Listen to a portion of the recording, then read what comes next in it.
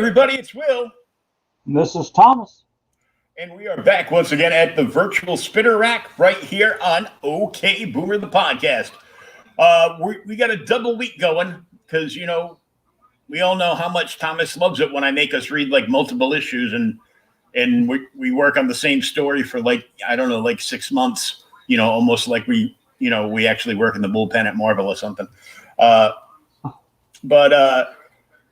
we decided we're going to start doing some graphic novelage, and I kind of was trying to put this one off because, it's more than 22 pages to read. So, but we did it anyhow. It is one of the best written books ever at DC Comics, and it is by the infallible Mark Waid and Alex Ross.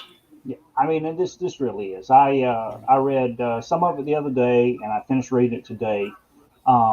It's probably been 10 years since I read this, and it's one of those books that gets better the more you read it. I mean, it really is. You just catch more and more and more. Hell, I caught the creeper in it today after talking with you so much. Mm-hmm. Like, damn, there he is. He's sitting right over there having a beer. But I mean, it's a visual splendor. Years ago, back when we had the site, you remember I did a top 10 artist of all time, and I did put Ross on my top 10 list, and primarily for like this, for this stuff, because to me, there's before Alex Ross and there's after Alex Ross. And it's crazy how much this changed the way we look at comics now. Well, this series was actually birthed out of his work at Marvel when he did the Marvels series. Yeah. Where, it was the human experience dealing with the Marvels, which would be, all the superheroes and villains, of course, of the Marvel Universe. Apparently 90% of them all located in New York City. Yeah, well, that's the whole thing about the Marvel Universe. And, well, that's what's so radical about this versus Marvels. I have to go back and reread Marvels again. The art in here is so good. But, yeah, in Marvels, the story is really told from the standpoint of the normal guy. Mm-hmm. And in here, we do have a normal human that kind of anchors the story, but we're right there in the midst of everything. Mm-hmm. I mean, it's terrifying. Matter of fact, our on the cover, we get our number one guy, and I actually brought him to show you because I'm getting into him again. This is our main dude. The Spectre. Yeah. I bought this primarily for that. A beautiful Calcutta Madam X cover. But mm-hmm. Yeah, I mean, the whole thing, this whole story is told from the Spectre and McKay's point of view. Only we get to see some other stuff that, there was some other stuff that I forgot about because the first few times you read this, you're just so like taken aback by, what the hell is going on? Where are the superheroes? How far in the future are we? Are they all dead? Well, and that's the whole thing. Who's alive? Who's alive? Who do we think is this person, but is actually their offspring, and back and forth like that. And then we start off with Norman the preacher man there, ministering to Wesley Dodds, the original Sandman from World War II, or as I like to refer to him as Sandman Mystery Theater.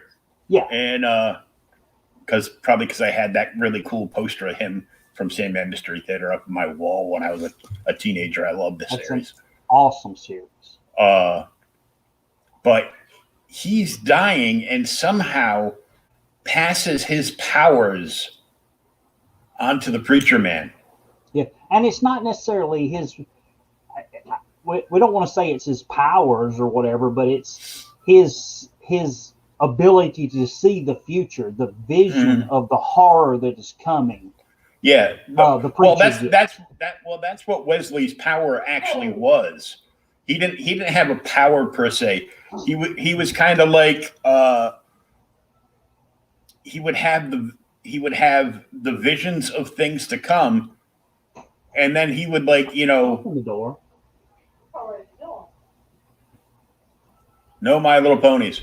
And then he would go and see what was going on, and he would show up and wait for them to stop to commit the crime, and then gas the whole room and tie him up with like a note or something, and send him off to prison. He goes, well, I can't stop them before they do it, but I can stop them while they're starting to do it. Yeah, I'd have to go back and read some more. Like I said, it's been a long time since I read Mystery Theater. JR with CBT is in the house. Cool. It's so full of Easter eggs and awesomeness. I can't stand it. I know. I want an Easter egg. I want an Easter egg. I know you want to go outside. Yes, I actually. Are you talking about the follow-up kind of like little mini series of Magog that they like the one shot or like the 2-issue or something like that they did following this, because they were like following up with some of the characters? Yeah, well, they did about 4 of those too. I think they did a Magog, and they did who is it? They did Magog, and I saw them a while ago because actually I went in and looked. I found all my first prints for this. I found my trade paperback. I found all my first prints, and I saw the rest of them. And I found some of my Kingdom Come action figures. Sweet. And then there was the Justice series that was after this. You remember Alex Ross's Justice? Yeah, I found a box of figures for that too. Damn it! Don't. How many figures have you got? Man, I have so many action figures that I'm like, and I still have probably like a good 24 boxes I haven't opened yet. Granted, some of those are books, but a lot of them are action figures. Like some of the bigger boxes are action figures. I'm like, I have enough action figures that if my action figures were women, I could open my own harem. Your own harem. But, keep in mind, if I did that, you would never see me in a podcast ever again. I'd be busy. I would be dead in about 12 hours. But, I mean, I would have a Cesar Romero smile on my face that you couldn't take off with a ball-peen hammer. Speaking of Cesar Romero, I did not realize, not him, but his alter ego is in here. I'm like, I completely just had forgotten that when we get to it. Magog was molded on all of the horrible Rob Liefeld 90s anti-heroes. I take that to mean Deadpool and Cable, but I could be wrong. That actually sounds like a plausible scenario. Wait, did Magog have like all these pouch bandoliers around him in various places, but they were never in the same place twice? Because then it was definitely a spoof on Rob Liefeld. I can't remember. We'll have to look to it when we get to it. I remember his jacked up eye. Yeah. Talking about other things, you're talking about the original Golden Age Sandman is in this, because this came out originally in 96. So he had to have started working on this, say 94, I would guess. I don't know, because I don't know how long it. Mm-hmm. That's one of the reasons why he doesn't have he only does covers now. his shoulder pads and no feet were a dead giveaway. Damn it. That's terrible. Yeah. I'm not sure we see his feet. We'll have to watch. JR is going to be here all week. Don't worry about it, folks. But, so this came out in 94. You think about it, this is still in the heyday of Neil Gaiman's Sandman. Oh, yeah. Yeah. And I mean, so they couldn't have used him, but I mean, that's Sandman was originally, it's Vertigo title. It's kind of like an Elseworlds book, but what do you do with Sandman? You buy all the hardcovers and read them over and over again. I actually bought all the trades now. I have all the trades. What did I find the other day? I see some of them I bought like the floppies. Yeah. Because I was, it's just another series that I was like, I don't know, like 6 years behind in. And I was like I'm already collecting like 72 books. I don't think I can take one more. And then I started, he goes, and my friend that owns the shop is telling me, he goes, dude, two of your favorite series are like Swamp Thing and Hellblazer. How are you not reading Sandman? And then I started reading Sandman. I'm like, oh my God, this is amazing. Yeah, it's a freaking amazing. And I was buying the floppies, but as the trades came out, and I prefer the hardcovers opposed to the floppies because you're not going to get the wavy of the pages that much, Yeah. Of course, you need like the higher clearance on all your shelves. You need like 14-inch clearance on all your shelves because some of these comic book hardcovers are like oversized and insane. Yeah, the absolute Green Lantern I bought was like that. All right, there's our cover, people. Badoom. This is the classic cover. I did not capture the back of it. Probably should have done the spread because it shows about 100 superheroes in the damn cover. But the main people we need to see is the Spectre. Yeah. So basically, you have the Spectre. And the Spectre is the ghost of Christmas past. Yeah, that's a good analogy. Yeah, exactly. He's come to show McKay. I think his name is McKay. What is going to happen? Norman McKay. Yeah. If everything keeps going the way it is. Yeah. And I thought it was weird, but a really cool homage that. Ross took a lot of the characters and put them in like their golden age costumes, like to the right of the Spectre there in the gold outfit with the red pinstriping for better. This guy like is Captain Atom. Yeah. That's gold. That's like the golden age Captain Atom right there. Is it? I know That's it's Captain Atom, but I didn't know it was the Golden Age suit. I'd have to go back and look. Yeah, it's like one of the earlier Captain Atom suits. Huh. And of course, on the other side is Harlequin, but not Harleen Quinzel. No, that's the Harlequin from the was it the Titans? Yeah, Titans from the Jack of Hearts Club or whatever it is. The Hearts, the people that ride the little cards. What are they called? Oh my God. Yeah. Oh my God. I'm having a brain fart. That's what happens when you work too much. I'm just. It's a DC thing, so I'm like, oh, he's gonna fuck it up. Look. The Royal Flush Gang. The Royal Flush Gang. That's it. Catwoman and all and some of these people we don't even know. Tiger King, Magog. I don't know who this dude is. I don't know the bull guy. That's the lady from The Outsiders, isn't it?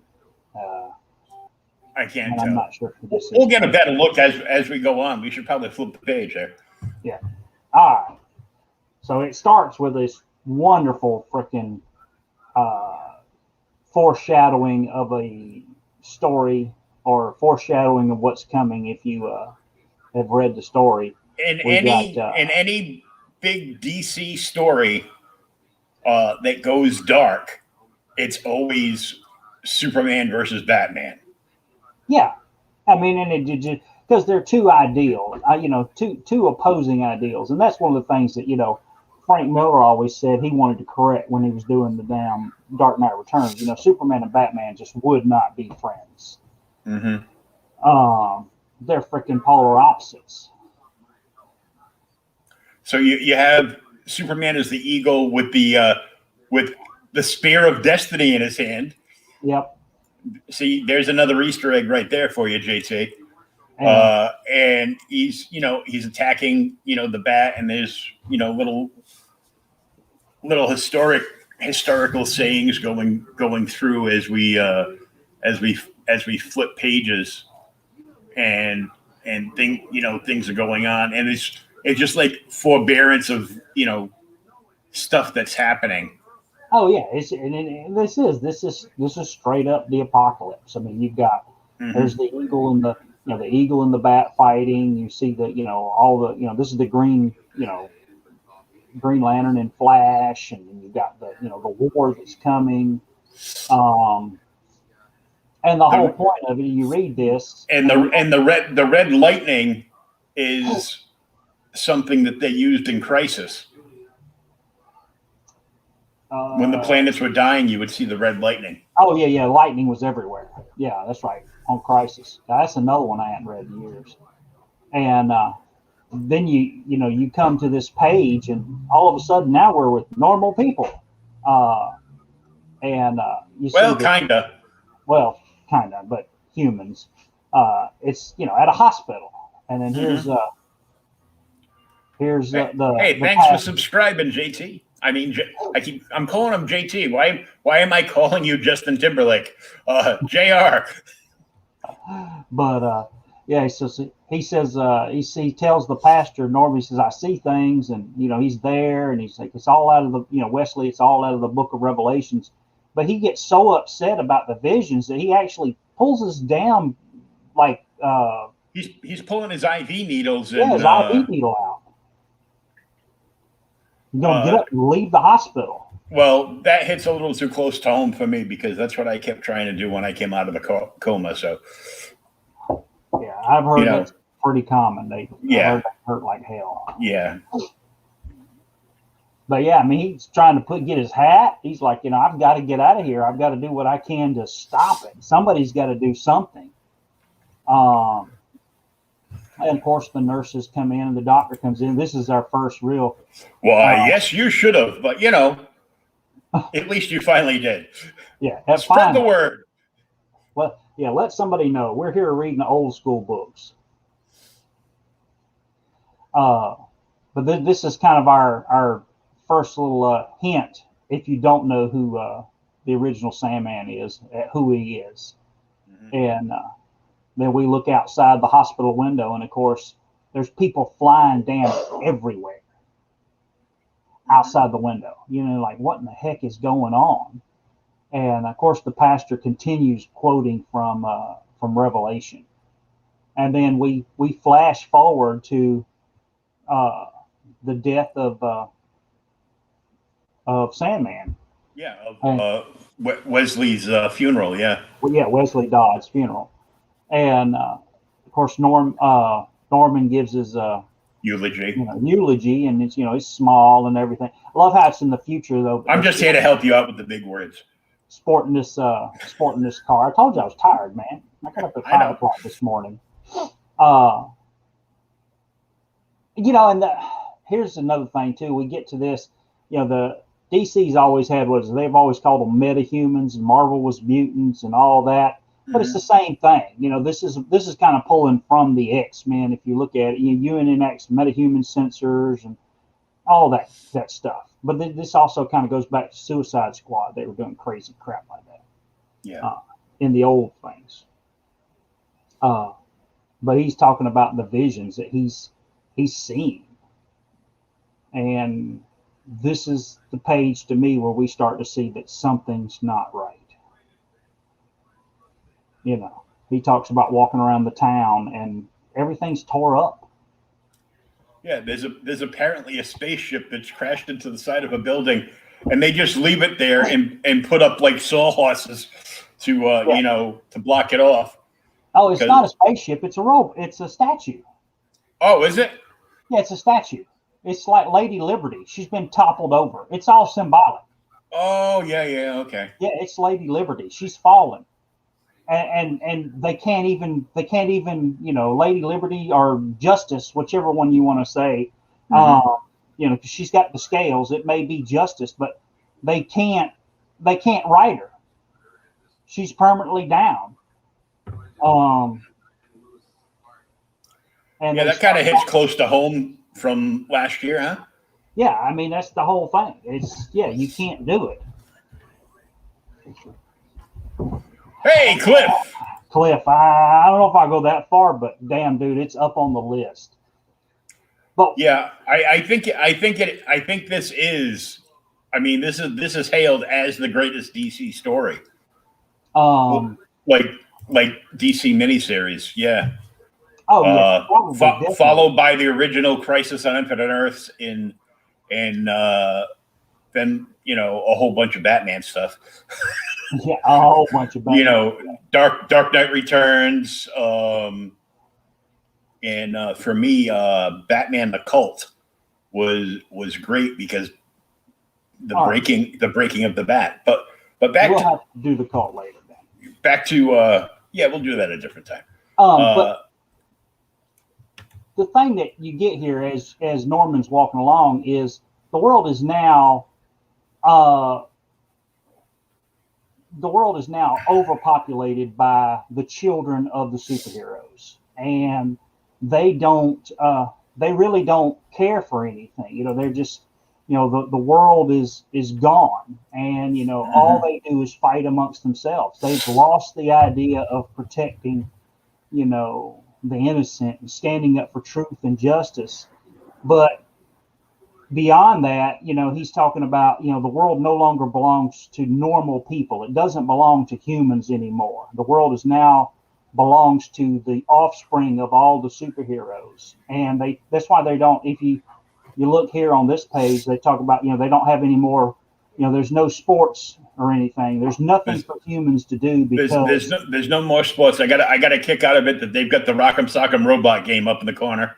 Yeah, that's not really a sport, but yeah, they got the Rock'em Sock'em Robot game. But see, this is later this year. This kind of ties back to another story we're going to read. We've already talked about it because we read Joker a while back, and we were talking about we're going to read Luther because I absolutely love the Azero series with Luther. And this is the exact same thing that Luther says in the whole point. With the superheroes there, they've taken the place. Humans don't rise up anymore. There's nothing they can do because all of the superheroes are doing it for them. Mm-hmm. We're not standing on our own 2 feet. Oh, dude, did you check out Green Arrow here? Oh my God! It was. Let me tell you, it was kill. They got Spike and Ike up in the window too, up above the ship. It kills me for the fact that they're at a superhero restaurant and they have no idea what any of these people used to be called. Yep. I did like the last page where he walks into the restaurant. This one, and there's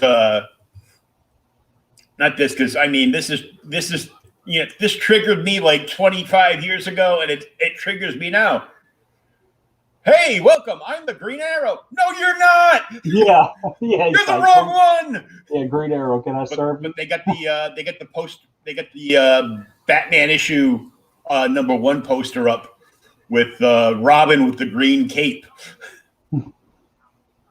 Damn it.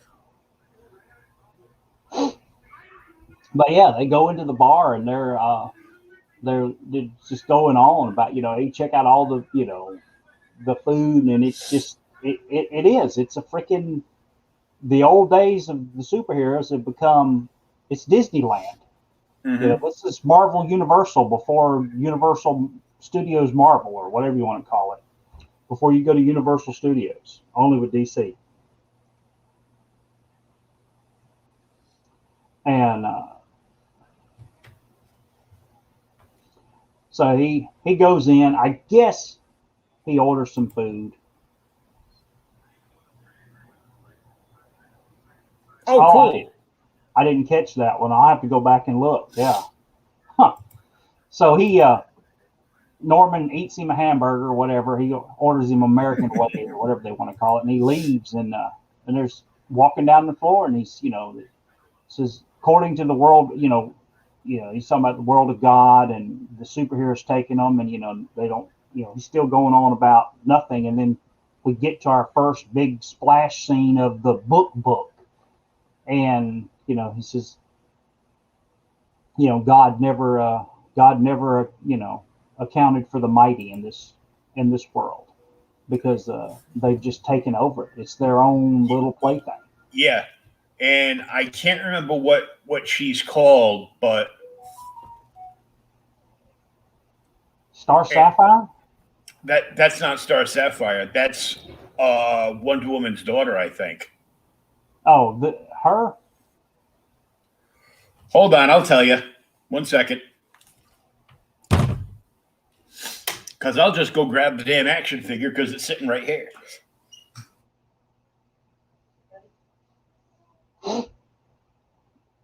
Oh, God, he ran away, y'all, while he goes to get an action figure. But, yeah, so we got to this point, and we realized that the world has gone to poop, because all of the superheroes that are supposed to be protecting us and society no longer do that.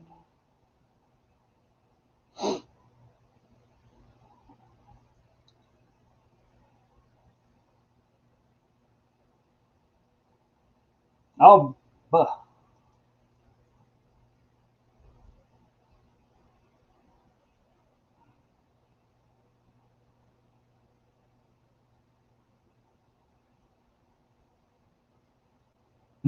chaos.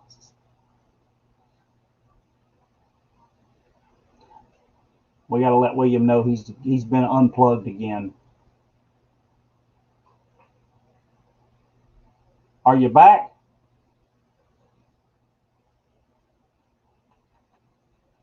Motherfucking program. Language. That's Nightstar. Nightstar. Okay. So I don't think it says. Leroy says in the comments that everybody's listed on the last page of the graphic novel, so I'll have to give us a last page of the graphic novel for next time. Yeah. So that way we can run through everybody. So before we go back into this, I just want to show off just some of the retarded stuff I have.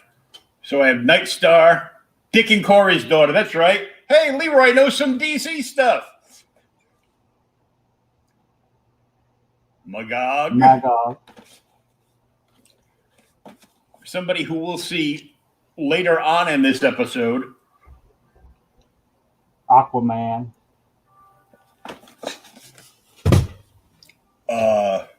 My favorite version of this character ever was from this line. Dead Man. Holy crap, dude, that's a beautiful figure. Because he's really dead. And then the cheapest character that they made. the Flash. Yeah. Well, just make a red body and put the helmet on him. We're good. That was it. And then the armored Wonder Woman. So now that we know you have like $400 worth of figures or some crap. Still better than Wonder Woman 1984. Damn it. Okay, so I'm gonna. let's get us off of me because I just scared people out of the room. I'm just gonna stack those over there. I have a lot more of these. I think I have I have like the whole set, like all I think 5 waves of them. I had a Superman at one time and a few other ones, but I didn't have all those. Yeah, I still haven't even gotten to like all my figures. So like, I'm not sure if it says it. Yeah, wave 1 was Superman, unarmored, like regular Wonder Woman costume, Hawkman, and Green Lantern. Wave 2 was Batman, Shazam, Red Robin, who in this case is actually Dick Grayson. Yeah, not Tim Drake, Red Robin. Yeah, and then Kid Flash, and wave 3 was Deadman, The Flash, Magog, and Armored Wonder Woman. So they didn't make JR actually asked in the comments if they made a Power Woman action figure for that series, so they did not. No, but I do have a 13-inch DC Select Power Woman figure. But cool. It's buried under this stuff, so you don't get to see it this week. Neener. Okay. On with the program. So moving forward, we have all our, all the superheroes are fighting, and literally, what's amazing about this, as the preacher goes along, he keeps talking about how, they just don't care, and it's like they're having a good time, but they're destroying the whole city. We get our the people are just crying. They're living in terror of the superheroes that should be protecting them. Mm-hmm. And, just the whole, this whole 4 or 5 pages is nothing but chaos, flames, people getting shot, throwing cars at each other. And they don't care. Hey, mostly peaceful protests.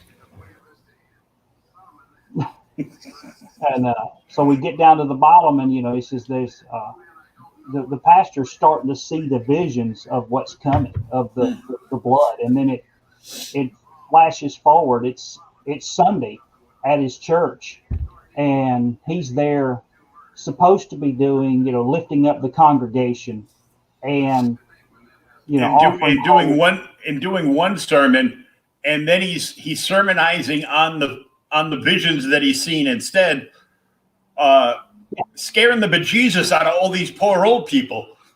Yeah, well, and that's the whole thing. He's supposed to be offering comfort and everything else, and instead, with the visions and that, he falls into this whole hellfire and brimstone sermon, and he's screaming and hollering.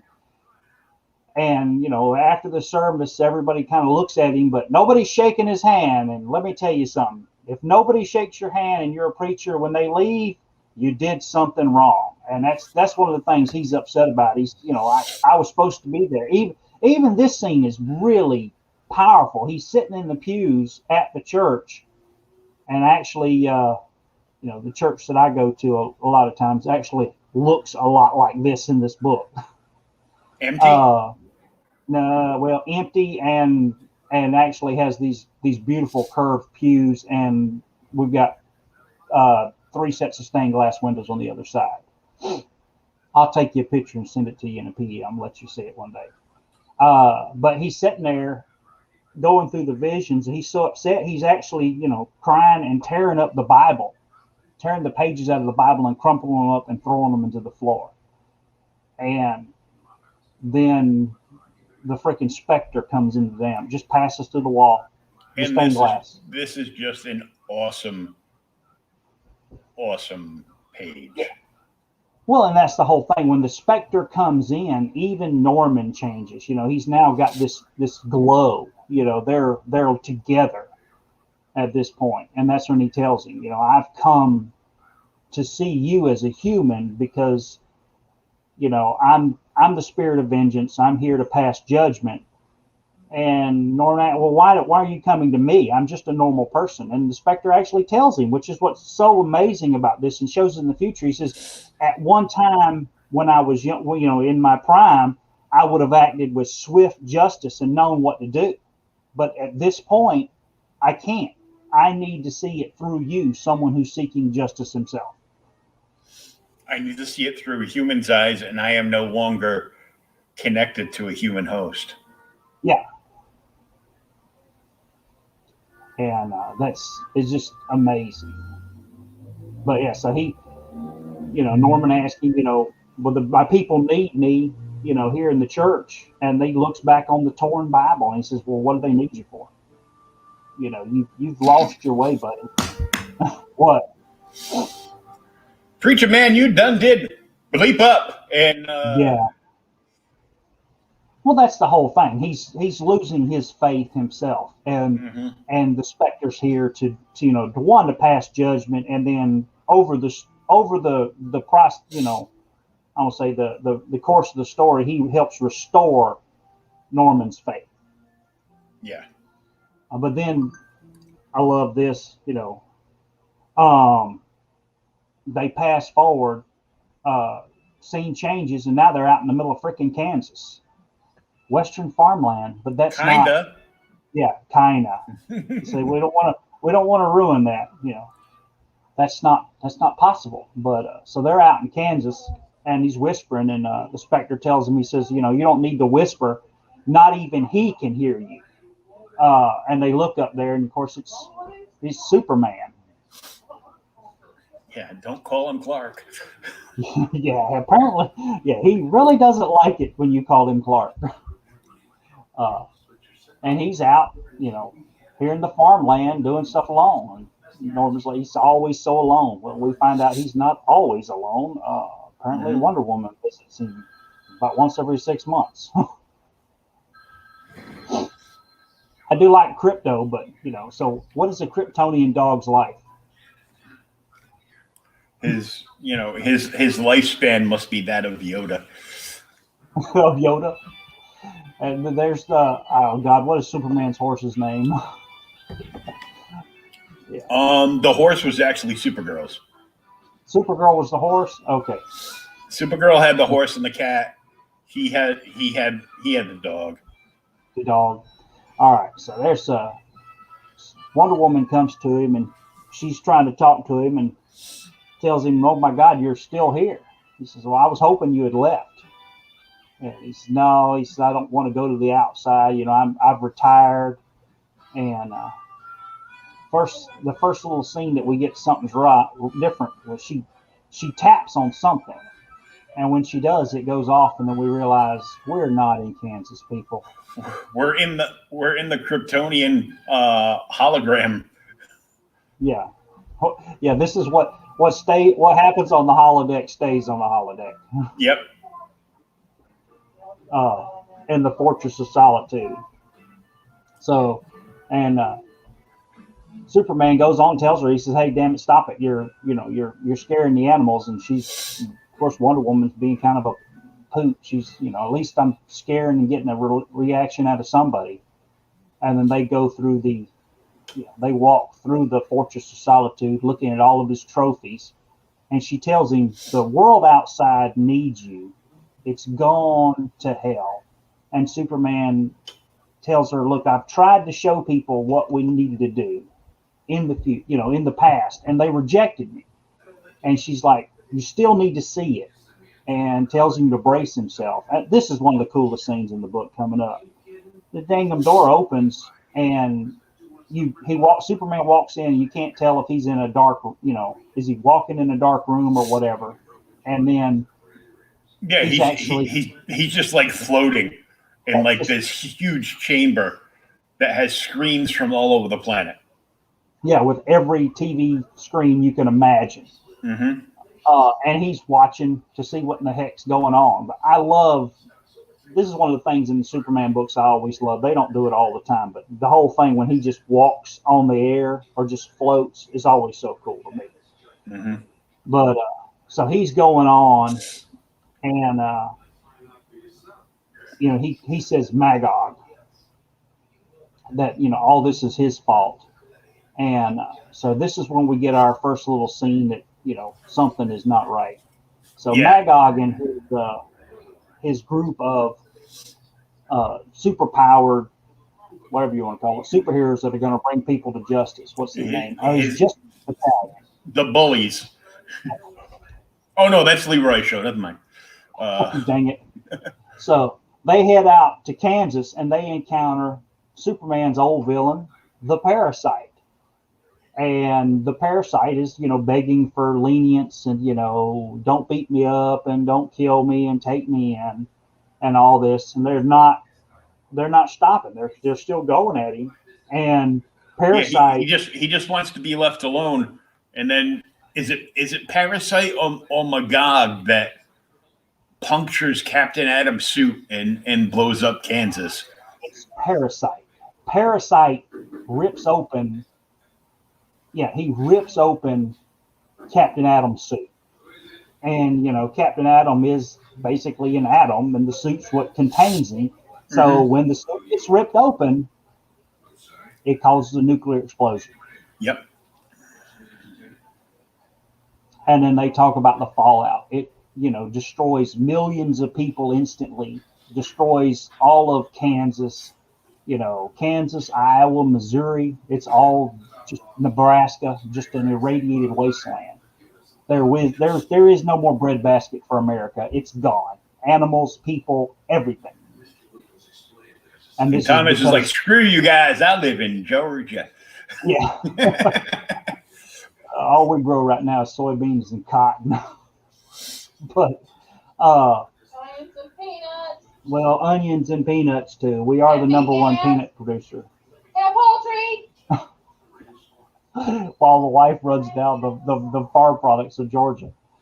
So Superman turns and leaves, comes back and encounters Wonder Woman, and she's like, you just, you don't understand. The world looks up to you. You have to come out. And he's like, I don't do that anymore. My place is here. You go out to the outer world, and she gets pissed off and flies away. Mm-hmm. And the Spectre and Norman are obviously watching it. And, he's like, the Spectre keeps, pulling back the curtain and showing him what's going on how bad the world is. But there are other superheroes out there too. We learned that everything's not as bad as it could be. Keystone City is a freaking, is a Disneyland. There's no crime, there's no harm, there's nothing. But it's because the Flash never rests. He has evolved to a creature of pure energy, and all he does is zips everywhere and stops everything, no matter how small. Stops all the crime. Then in the Pacific Northwest, Hawkman, that's a beautiful night scene, by the way, or sunset. Hawkman is protecting the forest of America. And they say, some people call him a hero. Some people call him, he's an eco-terrorist. Meanwhile, in outer space, and Green Lantern just broods over the earth and is self-created. Fat old man Hal Jordan in his big potbelly stove armor costume.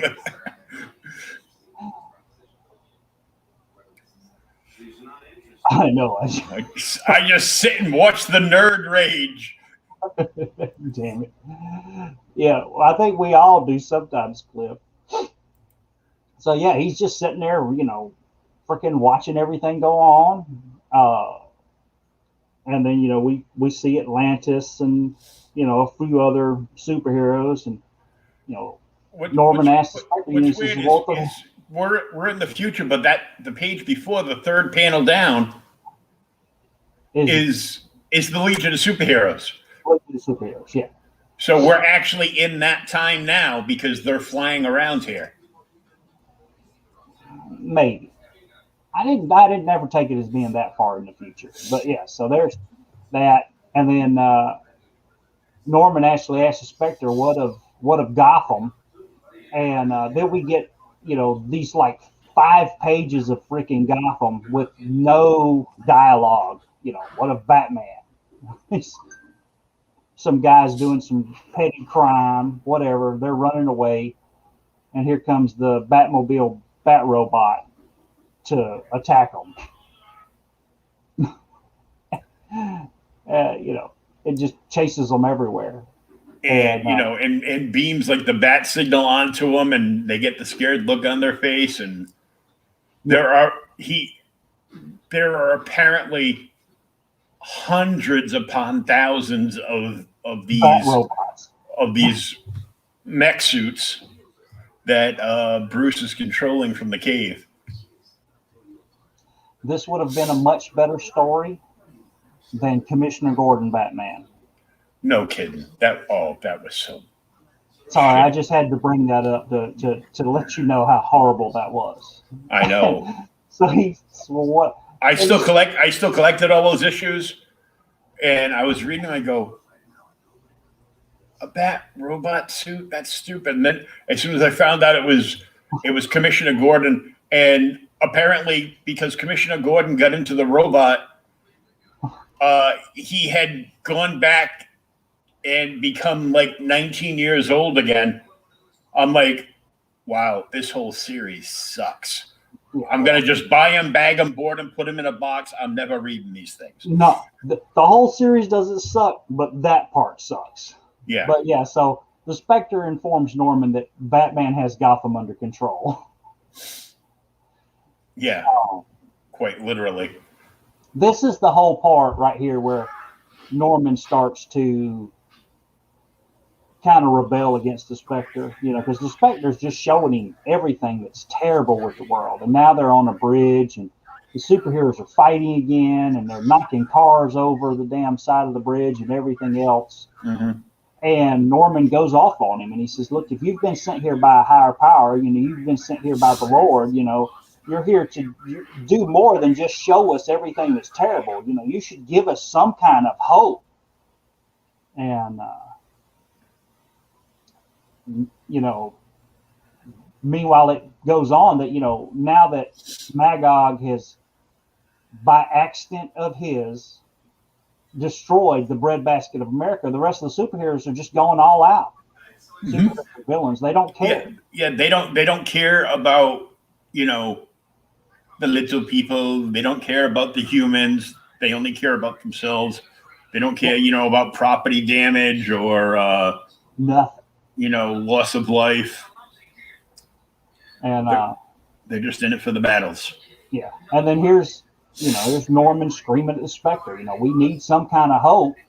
And then this is pulled from our Dark Knight book. After that, we get this red and blue, flash, and all the guns are like bent and melted, and no more damn barbecue. Well, Cliff, I'll tell you what. If it means I don't have to, get my ass beat in another game of spades at a barbecue, I'm okay with that. Then the water comes up here from the river, saves all these people, and then it's like they remember. And they look up in the sky, and then boom, there it is. Old man Superman beats everybody's ass. This almost reminds me of a scene out of this whole page is almost a scene lifted from that Kurt Busiek book. Which one? The superhero book he did that never came out on time back in the 90s and early 2000s. I'd have to go back and look at it now. You'd have to let me know. Damn it. Now I got to look the damn thing up because that's going to bug the hell out of me. You said we had to do a commercial break too, right? Yep. You want to do the commercial break while you look that up? Because we're right here at the end of issue 1. Well, I can't do both, and I can't see my keyboard. Dead man's blocking my light source.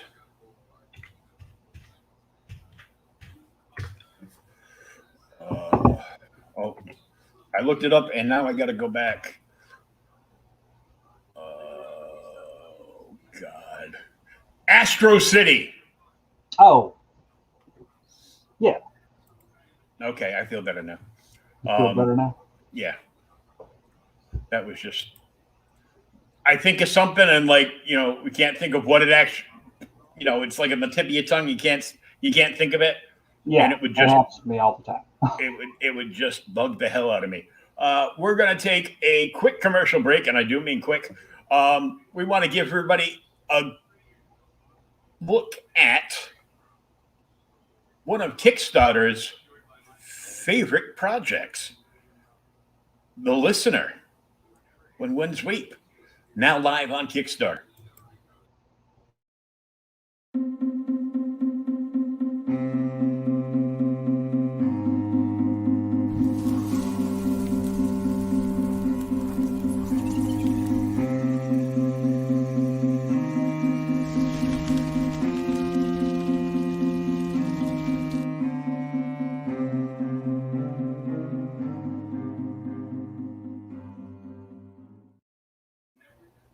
Man, that was a quick commercial break.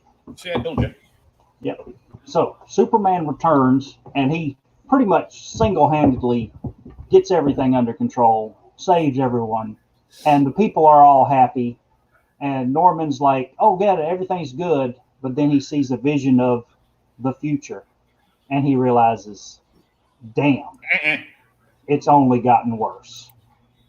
Mm-hmm. Yeah, the threat of Armageddon hasn't ended. It's only just begun.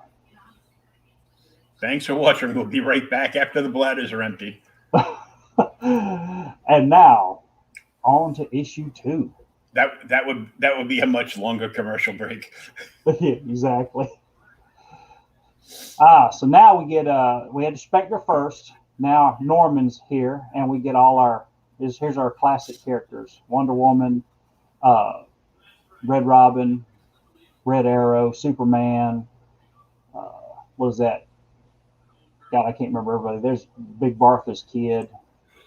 Mm-hmm. But so they move forward. He says, and he saws that, now we're back to our splash pages and the biblical references. Oh yeah, the covers are so great, man. And then they did couldn't you buy big posters of the covers at one time? Mm-hmm. Yeah. And I know he did a whole poster line of everything. Of course you could. It's Alex Ross. If you can afford it. You could buy it. You could buy a lithograph of the combined covers of this. I think it's only like $9,050 or something crazy like that. Holy Jesus. Yeah. No. So now we're back to our biblical quotes and the 7 angels that are coming before God. And mm-hmm. And it's actually Superman and a handful of the heroes, and they're flying through the torch of the Statue of Liberty. Lady Liberty. And Norman and the Spectre are there, and they're just like, that close up of Norman's face makes him look like Vincent Price right there. A little bit, yeah. A little bit. But yeah, so he's like, God, Superman's come back, the angels have returned, but it's still terrible, and it's going to get worse. And mm-hmm. now they're at the Statue of Liberty, and I'm not going to sound horrible. This is 24 years ago, but this sounds like some craziness that we hear now sometimes. Mm-hmm. We've got at the Statue of Liberty, which Lobo was here, by the way. I don't know if you noticed that. Yeah, either earlier than this or later than this, we actually see Old Man Lobo, and he's only got like hair like on either side of his head, and he's got a T-shirt that says something funny on it, and he's just sitting in the bar drinking. That's got to be later then, yeah. So we've got here at the Statue of Liberty. There's a big superhero fight with this guy, the Americommando, if you want to say it, who's here protecting his country from the incoming refugees from the rest of the world. And he's like, sound familiar? Yeah, we don't even have enough food to feed ourselves. Go the hell away. And, so he's attacking them. And then in turn, these other 2 guys parachute in to attack Americommando. And 3 of them. The red, white, and blue. Yeah, red, white, and blue, whatever they are. They're shooting rocket launchers at him and blowing everything up. And Norman's like, oh my God, it's terrible. What in the hell's going on? And then this is our scene from earlier. Mm-hmm. Well, when the angels come. And this is another Easter egg throwback to DC World War II, the Seven Soldiers of Victory. Yep. Which I actually picked up a Seven Soldiers of Victory omnibus a while back. Nice, good stuff. Yeah. I just find it funny that the Flash can now fly. Yeah. Well, dude, he's moving that damn fast. Yeah, I know. So we got God, I can't even remember who this is. Hawkman, Power Girl. That's actually I found out from reading, because I do that. That's actually the Ray. The Ray. Okay, so, but I understand they're picking out the they want to do the Seven Soldiers, and for some reason, Aquaman doesn't want to be involved. We'll talk about that later. Mm-hmm. But yeah, it's Hawkman, the Ray, Wonder Woman, Superman, Power Girl, Flash, and Green Lantern. Where's Martian Manhunter? It's kind of a weird. He makes an appearance though. Yeah, I think he makes an appearance later on. Mm-hmm. But so they show up. Superman pretty much then puts an end to the Americommando instantly, and the rest of them, Superman does pulls a Judge Dredd move. Come here, stupid.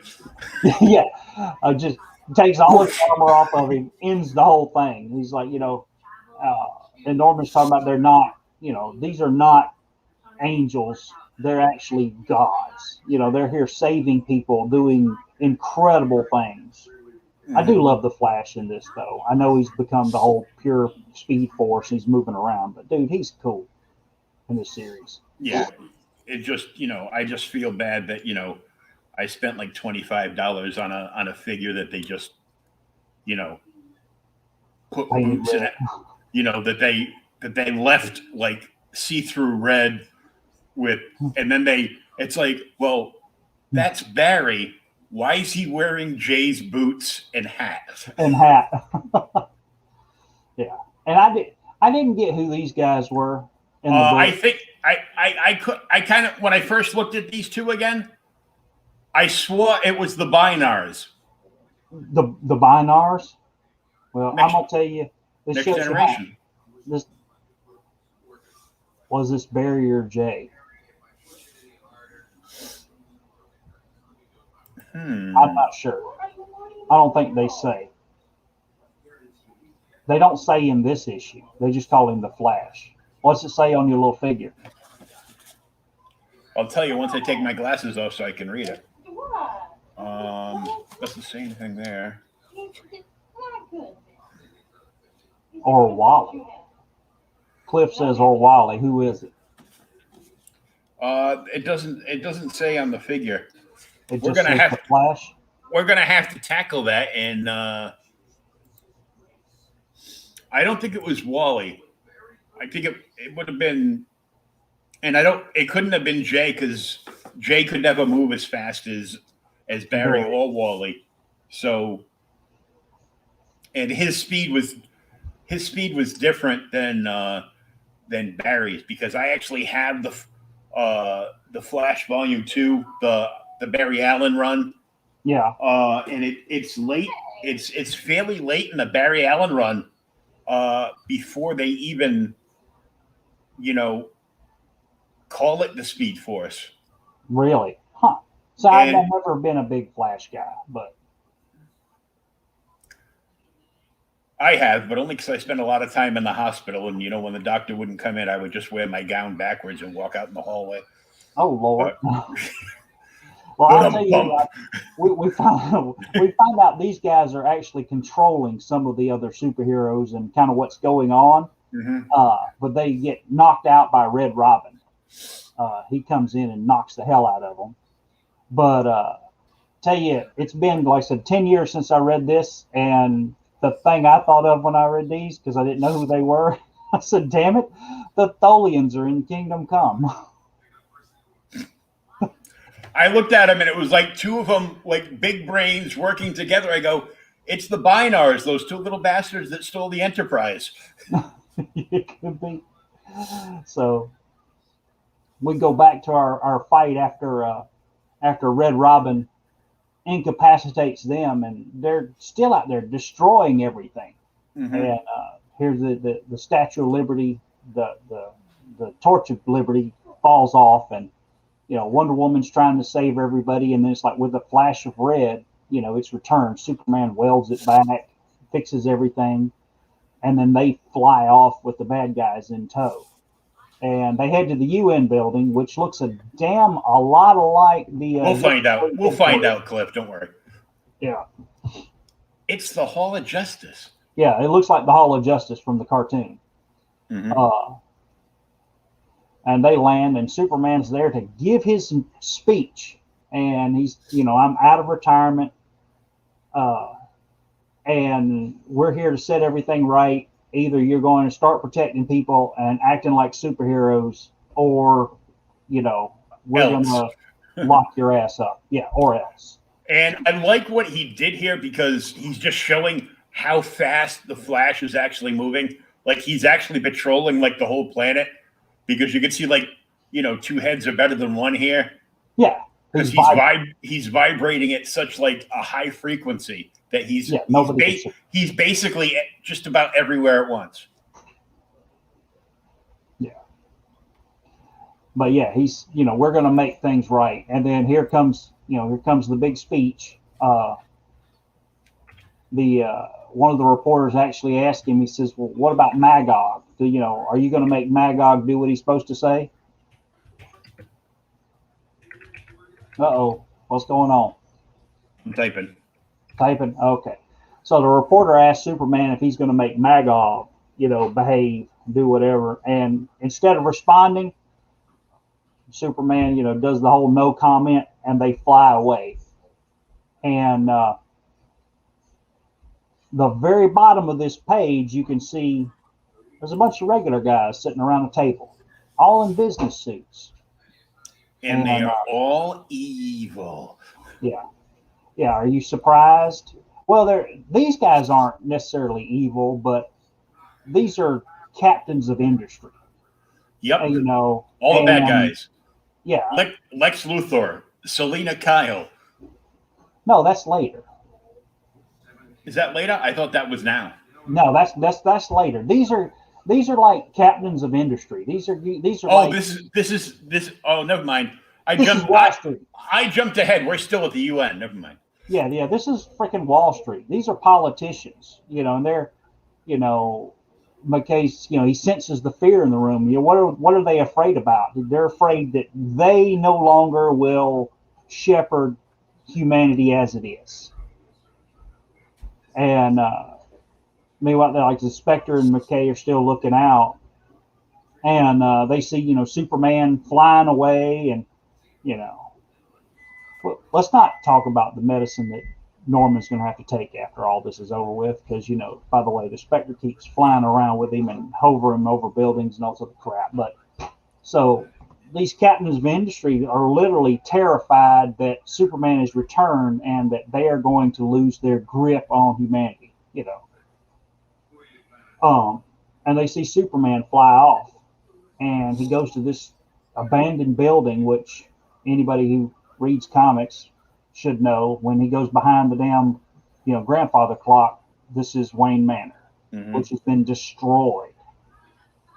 And he goes, comes down, and the damn Batcave's even been flooded. Batman, he should be able to afford some kind of damn sump pump and get the water out, but he's not doing it.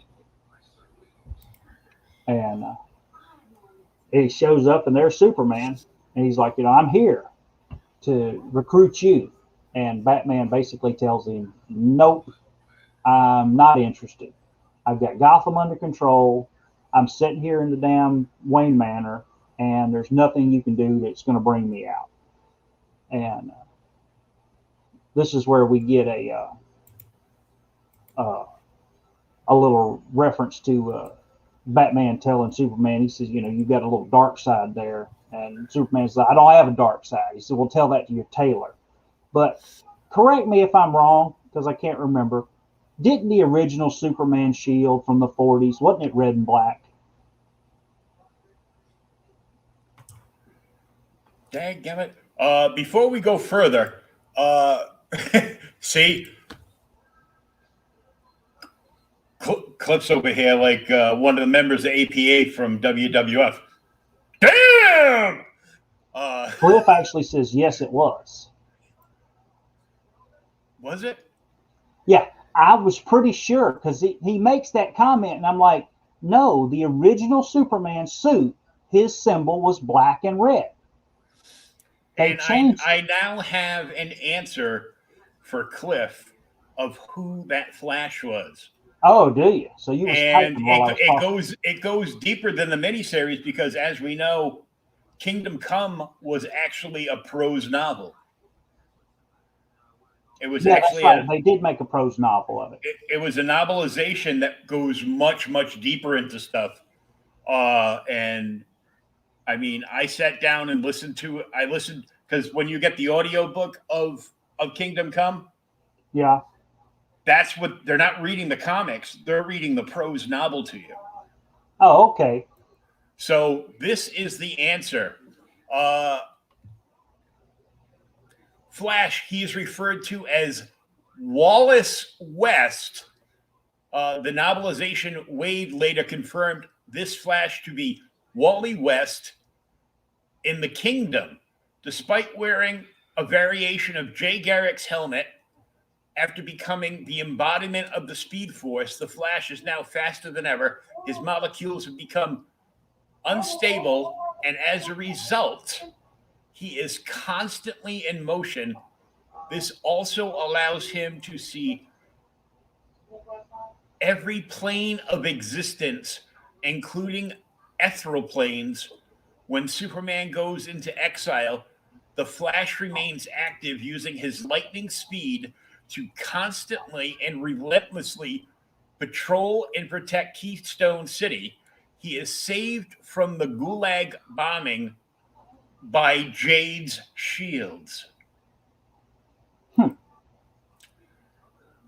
And there's the answer in the chat. Holy crap. That's a lot of stuff. Mm-hmm. But so, and then of course Cliff answered our question. Yes, Superman's original symbol was red and black. Mm-hmm. And Superman keeps telling him, he says, what do you got to do? And Batman's like, I'm busy. I'm protecting the city. And of course, you get to see he's got damn cameras. He's got a million cameras everywhere. He's watching for crime left and right. And then now we find out that Batman has been actually working with other people, and they've expanded his Bat Robot empire, whatever you want to call it, Bat Robot police force, into other cities. And they're slowly taking over their part of the country and restoring order. And Superman's like, well, that's not really order. That's not law and order. You're scaring people into being honest, which, sometimes sounds like a terror. That's a Judge Dredd thing there, if you ever believe it. Yeah. Mm-hmm. But he's going on, and so they get into a damn argument again, and Superman's like, I'm going to leave. But as he's saying that, if you notice here, we have got some people watching. And in just a minute, when Superman leaves, we find out who's watching. It's Ted Cord, yep. Oliver Queen, and Dinah Lance, Black Canary. Yep, Black Canary. Yeah, I love how Oliver's like, he knows he's here. He looked at us with his X-ray, his X-ray vision. I'm probably damn sterile. At your age, you're probably sterile already. No kidding, right? Yeah. So it flashes, and then Batman goes and he says, "Hey, look, we've got other people on our side. We don't have to join Superman's little army of New Justice League to, help the world. We can do it ourselves." And then we get a little picture of some of the people that's helping him. They got Wildcat, Dr. Fate, the Shadow. I guess that's the Shadow. Maybe Phantom Stranger, but I don't think Phantom Stranger. I don't know who. There's a few of them that I don't know who the hell they are. Like the Shadow thing. Yeah. Could be Nightshade. But Shadow isn't in DC at this point. Yeah, I thought he was. Yeah. Well, I mix it up. Yeah. So there's It could be the Shadow Thief. maybe. So we get there's Batman's little army of people that are working with him, Mhm. Cord and Oliver Queen and Queen. Oliver Queen. Yeah. Um, the Norman and the Spectre are talking about. They're talking about how Batman and Superman at one time were the best of friends and represented both parts of the best of humanity and the best of the protectors, the super godlike beings. And he warns him. He's like, the only problem here is you have to watch Wonder Woman because Wonder Woman is she is a warrior. She brings her own justice. Hmm. That whole Amazon thing. Uh, and then now the book gets a little better for a little bit here as Superman, it goes on as he goes around and he's telling all these people either get in line or get ready to be thrown in jail or taken to wherever. Um, a lot of people joining willingly. They're like, oh, yeah, we see what you're doing. So we're going to join you and help protect people and be good. So his army of help is growing Yeah, exponentially. he's like, shape up or ship out the Yeah, hard way. exactly. Um, and now the city's starting to be people aren't afraid of the superheroes anymore because Superman is actually bringing order back to it. And Uh, appa- and apparently, apparel, Walmart is back in business with superhero T-shirts. yes. I have a Kingdom Come T-shirt somewhere. Mm. Uh, but then we flash forward. I guess they're recruiting here again, and I don't know who this dude is. I don't know the castle, the church. I don't know who the hell he is. But I don't know. The Rook. the Rook, yeah, something. Wonder Woman gets pissed off and throws him through a freaking telephone pole, and Superman has to like calm her down and let you know that hey, we still got to protect lives, innocent lives. Do you need an estrogen pill or something? Yeah, and then now this is our bad people. We flash forward again to a little. Ah, the people that I thought I was talking about before. Yes. Yeah. No, these are the truly bad people. Um, we see this woman get choked to death, and somebody says, "I said two sugars," and we find out that it's Mister Vandal Savage. Hmm. He's like immortal hard, habits die hard. I do like this part, where Norman's like, I'm trying to be as calm as the Spectre, but even in this room, I can feel him bristle. He's really upset. He doesn't even like to be here. And Luther comes out. The door opens, and here comes our businessman Lex Luthor. She needed some vitamin K. Oh, damn it. So Luther comes out and invites them in. He's like, "Well, come on in. I'd like to introduce you to everybody." And now we get to hear all the bad guys. And there's Selena, and Yeah, Enigma is just a guest. He's not supposed to be saying anything. yeah. Then we have the new heir of Ra's al Ghul, Ra's al Ghul. And and then the next one over, I think, is Merlin, the Archer. it may be. And then they got a Lord Naga. Hmm. Uh, Lord Naga is Cobra. And so we go in here, and Luther sits down. And he says, we call ourselves the Mankind Liberation Front. And as soon as they start talking, he's like, well, what's going on? And, you know, we find out that they're actually stopping shipments of supplies and water and, food out to irradiated Kansas. And they're actually actively trying to not help people. Hmm. And Enigma starts talking, when he should be shutting up because he could get killed.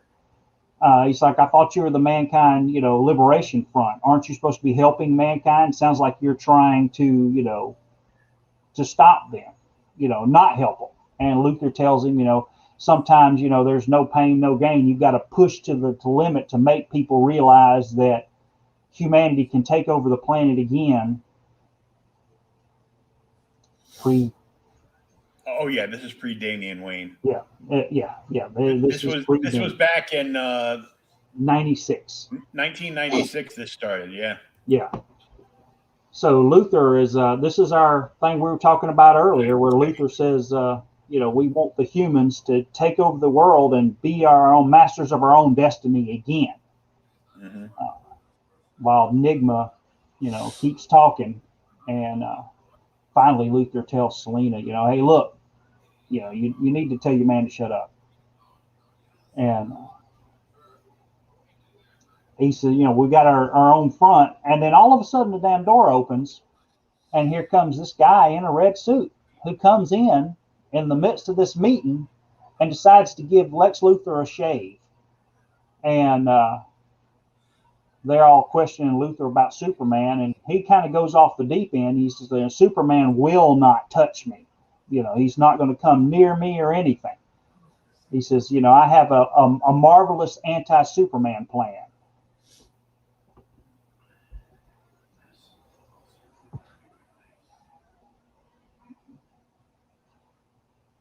And so he's got the marvelous anti-Superman plan, which if you've been reading DC Comics long enough, we know that the marvelous anti-Superman plan is actually Captain Marvel.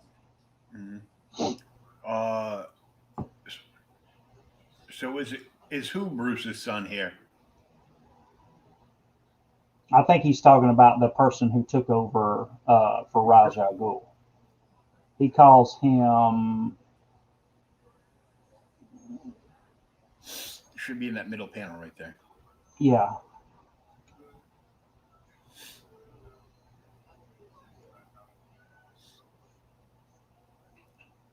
Zufarish? There it is, right there. Ibn, however you want to say that, heir to Ra's al Ghul's empire. Yeah, I don't think it's Bruce's son. I think it's not Bruce's son. No, actually, this going back, look here. This is something too we forgot to mention. One of the reasons Gotham is under so much control and is able to be taken care of, we find out even what's his face here, Tosh says it, or Naga says it. Yeah, he does. He does. Yeah, I know. He says that Arkham and Belle Reve, Arkham Asylum and Belle Reve Prison in Gotham were blown up. And one other one. There were like 3 prisons all blown up. Yeah. And almost everybody got killed. But of the survivors, they talk about 8% of them have joined with the superheroes and are pretending to be good guys. Mm-hmm. Because the so-called superheroes are just, killing whoever in battles. So, they're not really superheroes. So no, and they've joined. Now some of those have joined Superman's army. Mm-hmm. And here's the bar scene you were talking about earlier. There's Old Man Lobo.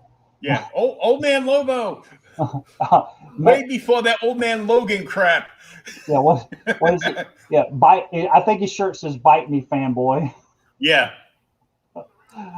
So there he is. So we go to the superhero bar, or whatever you want to call it, supervillain bar, and they're all doing whatever. And this is like the Atomic Knight or something. Yes, something. The nuclear atomic man. Yeah. Something like that. I can't remember. There's your creeper. Old creeper. Old man creeper. Old man creeper. He looks creepy. Even worse than he did. And now I too am a creepy old man. And this page right here, this is right from what, Superman 3? When he got drunk and he was flicking the peanuts at the booze bottles behind the bar. Well, yeah, but in Superman 3 too, where he actually melts the mirror, he like Yeah. he breaks all the bottles and melts the mirror. Yeah, he shows up and he's talking to all the superheroes and supervillains like this crap isn't helping. You know, getting drunk and going out and not caring what you do isn't helping. And he tells them, you know, either shape up or ship out. And I seem like I know this guy, but this guy who's getting drunk tells Superman, he said, "Hey, old man, it's past your bedtime. You need to go to sleep." And then he gets a damn punch in the head. Yeah, that's Atom Smasher, Nucleon. Yeah. So he gets a punch in the head, and Superman's like, "Hey, you either can deal with us or we'll deal with you." And he leaves. And when they leave, everybody starts talking about, man, I've heard the legends of how impressive he is and all that. And they're like, some of them are want to, you know, they talk about want to join you. And then as they're talking about, hey, let's join Superman and be heroes, be good people, the damn Green Arrow walks in the wall, and here's, you know, old man Green Arrow who's going, you know, now it's time for our pitch. You know, so we've got like multiple people working against us. I forgot how many iconic images are in this freaking book. I mean, there are pages blow up that center panel. I want to see how many of these people we can actually name, besides like the main ones there. Yeah. So of course we've got Superman, Wonder Woman, Power Girl. Well, Power Girl's there. We have Dick Grayson, Robin here. Yeah. Wonder Girl. I'm not sure who's next. I think this is Freddie Freeman. I think this is Captain Marvel Jr. It may be. Red the Arrow street looks like it. Yep. Red Arrow. Red Arrow. Back here is Starman. Right there. Yeah, I'm not sure who this guy is right here. Looking kind of like a little shiny man. I don't know who a bunch of these are. Is that Guardian? That's Guardian. Yep. That's Our Man. Not sure. I can't tell back here.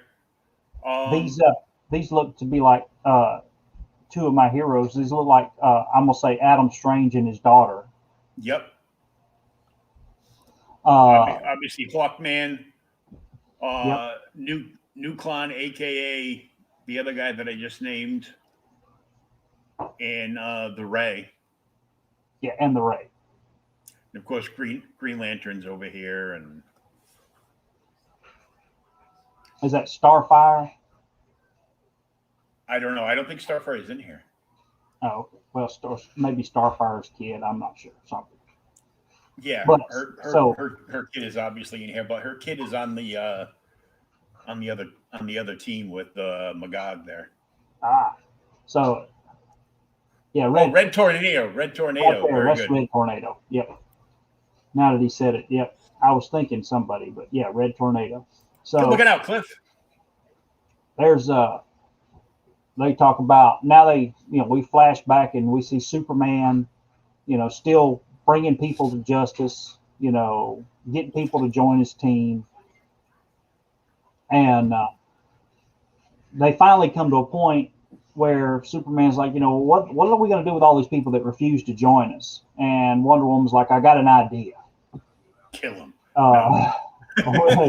Yeah, I got an idea. Well, what are we going to do? Well, let's go see Aquaman. So they go to see Aquaman, and Aquaman tells her, hey, time's been really good to you, princess, because she's immortal, dumb butt. And she goes down and asks for permission to build a damn prison at the bottom of the ocean. And of course, Aquaman says no. It ain't going to be happening. We already get enough refuge from the surface world. We're not going to take your prisoners. And he tells her, I've got to look out for all my people, the 70% of the the world, all the oceans and everything else. I'm not going to join you as Aquaman anymore. The crown is heavy. And then we find out here that Wonder Woman has been stripped of all of her royalty because she failed as the ambassador of peace for mankind. And she has been banished from Themyscira. Can't go back. You're not a princess anymore. You're just Wonder Woman. And she kind of goes off, and it flashes forward. Now we're up at, after she leaves Atlantis, they're in Green Lantern's floating satellite. Superman and Wonder Woman meet, and he actually confronts her. He says, when the hell were you going to tell me what your idea was to create this prison and put the people in? And why haven't you told me that they stripped you of all of your royal duties on Themyscira? She I'm not going to tell you. She just doesn't tell him. And he keeps talking to her, and he's like, you're so angry. And this is our first little scene here, and she's like, it's not anger, it's passion. So Superman and Wonder Woman are Clark, she needs some. Yeah, they're doing the smoochie as Red Arrow and other people walk up. And it's like, for God's sakes, Kal-El, throw her a bone, would you? Yeah. But damn, it's terrible. So Red Arrow comes in. He's like, hey, we found him. We found Magog. And they go back to Kansas. And we get to Kansas. And Magog is trying to, I guess, reassemble a little town out here. He's destroying it. Vitamin K. And so Superman and everybody confronts him. Now, was that a town he was trying to put back together and then just like blew it up? Yeah. Or was that the barn that Clark was working on at the beginning of the book? No, this is the town he's in Kansas. Okay. Yeah. Now this is a different, and he's trying to put the barn back together or move it or whatever, and it starts to fall apart, and he gets so mad he just blows it up. And when he blows it up,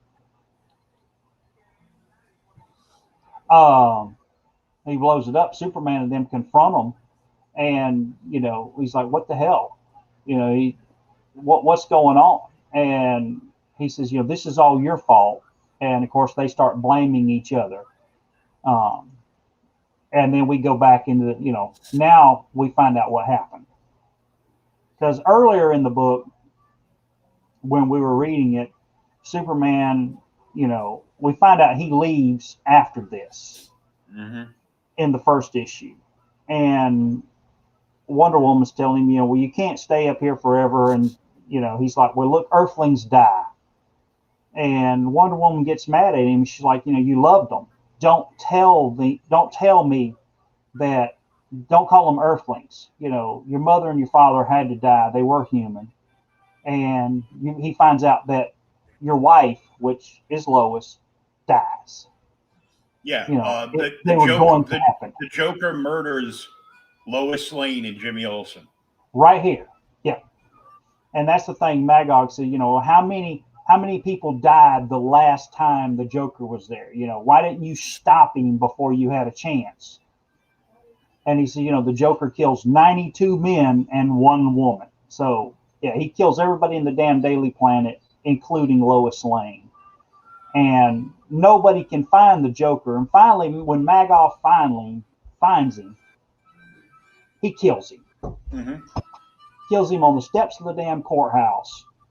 And, of course, Superman arrests him. And they put him in a trial. And the jury acquit him. Yeah, they acquit him. No, hey, he did nothing wrong. He killed the damn Joker.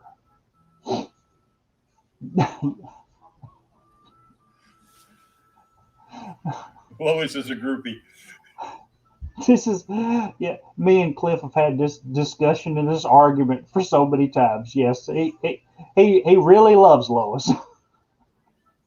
But so Magog gets acquitted after he kills the damn Joker, and he's like, hell, you and Batman should have done this crap years ago, and this wouldn't have happened. And Superman gets so upset that they side with Magog. He's like, you start killing people and it's going to get worse. And he flies off. And he's like, you were afraid to fight me then, and they're going to get into it any minute. Yeah, don't you like how Wonder Woman's like, hey boys, stay. She throws her arms out, stand back, boys. It's about to get ugly. And in the arguments, Magog just finally just unloads on him. He says, I'm not too proud. And he cusses him and blows his damn cape off. All the superheroes are just in shock. And Magog kind of falls to the ground, and he's like, it's all your fault. He's haunted by what he's allowed to happen. And he's just like, take me away, just make it stop. And finally, Wonder Woman's trying to console Superman, and he tells her, he says, we're at war now. And she finally gets shocked. The point when Superman reaches this point, it's too far. Mm-hmm. And they're still trying to find a damn place to put people. So next we flash to Apocalypse, and looks like Darkseid overlooking. It's not Darkseid though. I know it's not Darkseid, but see, that's you can't let the spoiler happen. It's Darkseid, man. He's overlooking the slave pits and everything. Look, this was 30 years ago. Come on. It's Okay. Not like it's a spoiler alert. Damn it. Spoiler alert. So here comes Superman, and he's this is Orion. And he questions him. He says, I thought you would have done better. And he's wanting to put the criminals from Earth on Apocalypse. And Superman tells him, he's like, damn, of all my old people that I worked with, you're my biggest disappointment. You're God. I thought you would have done better.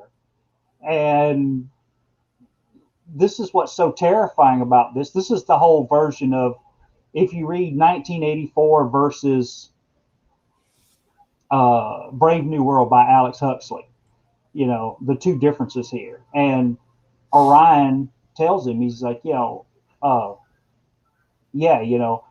once, I broke my father's, hold on these people, liberty terrified them just as much as fascism. The fact that they were free terrified them more than knowing everything that was going on.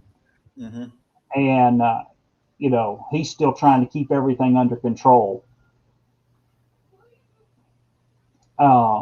He's like, that's all that really matters here. I'm doing my best, but these people, they've been oppressed so long, they don't know how to live free.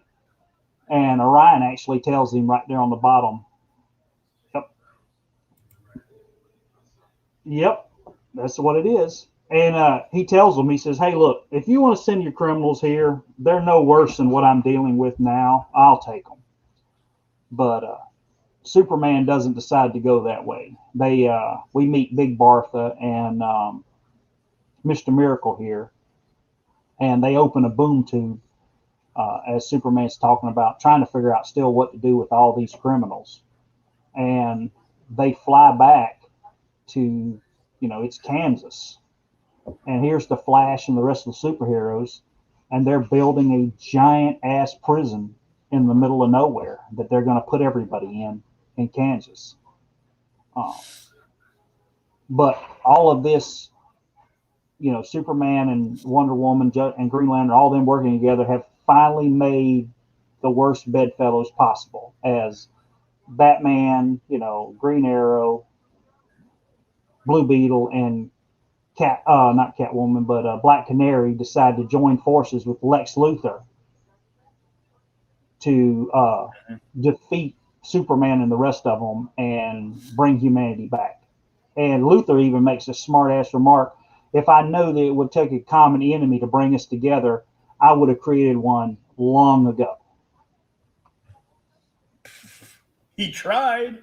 Yeah. And that is how the second issue ends, with freaking Batman shaking Lex Luthor's hand. Oh. That'll kill you, huh? Yeah. I mean, the art is incredible. The story is just phenomenal. Yeah, this is up there.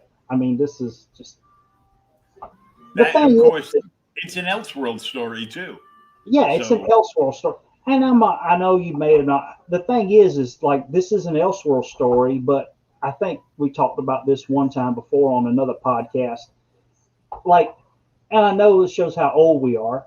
I'm telling you, like 15 years ago, they put Magog in Action Comics. And I was like, holy crap, you can't put Magog in the regular continuity. Because if you put Magog in the regular continuity in Action Comics, then that means that this is not an Elseworld story anymore. But, we've had 5 damn DC relaunches since then. So, we don't know where we're at now. And they're doing another one like next month or something.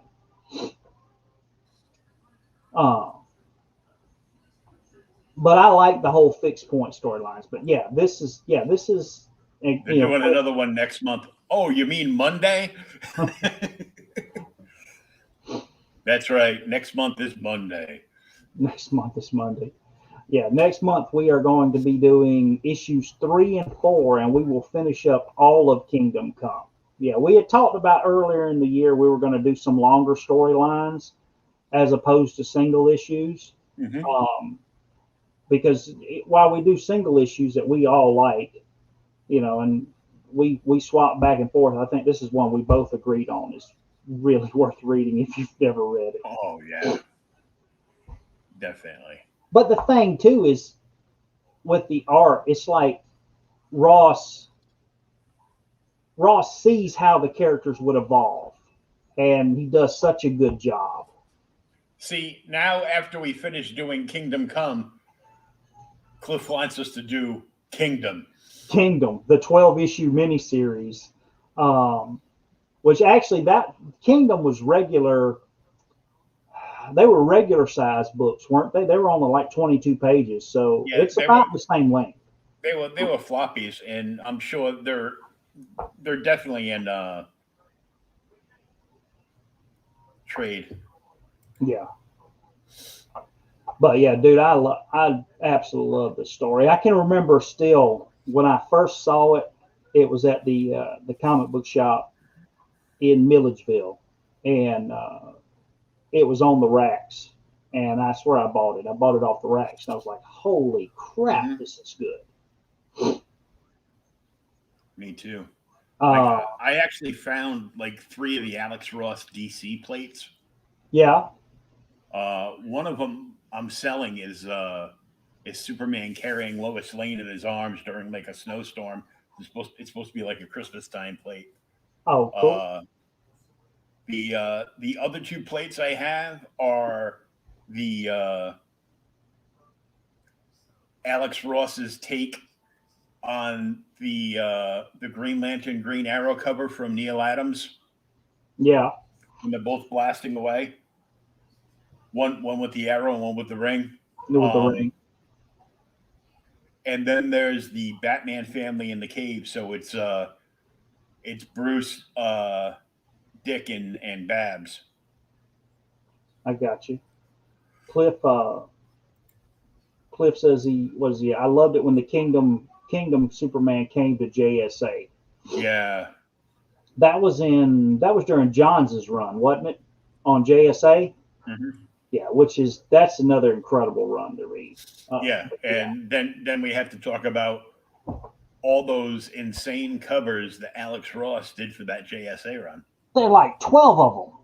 Yep. I mean, they're like freaking 12, and they're all beautiful. The Wildcat cover is incredible, though.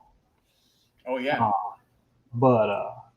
Yeah, they're just, and then that's what he's doing now. I mean, see, Marvel fans, before you went running around buying books that you don't collect from Marvel to get those Alex Ross covers, he did it better at DC. He did a absolute ton. And I'll admit, some of the DC book covers are way better than the Marvel ones he did. The Power Girl cover. The Power Girl cover. Saying, I love boobs. The some of the ones he did recently for his timeless stuff just didn't look as good as the DC ones. Um, Some of them did I mean, of course, the Hulk one was like it killer. was it was spot on. It was the whole, Uh, the Angel cover was amazing. yeah. Like one of the ones that I was gonna get, and then I saw it, and I was like, ugh, it's not kind of like the Daredevil one. I didn't like. Yeah, it was just plain. It's like he covered you know, Bristol board in like a gallon of red paint and then just ran his fingernail through it to trace Daredevil's image. Something I don't know. The thing though, talk about painted covers and special covers when we're talking about like the Alex Ross stuff here.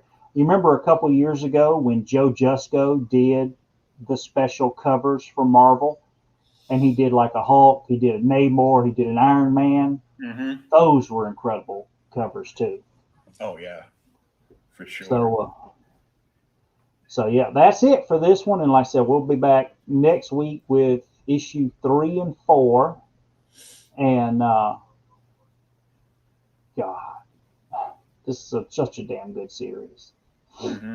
We'll have to figure out what we do after that. And we want you to take a look at another Kickstarter.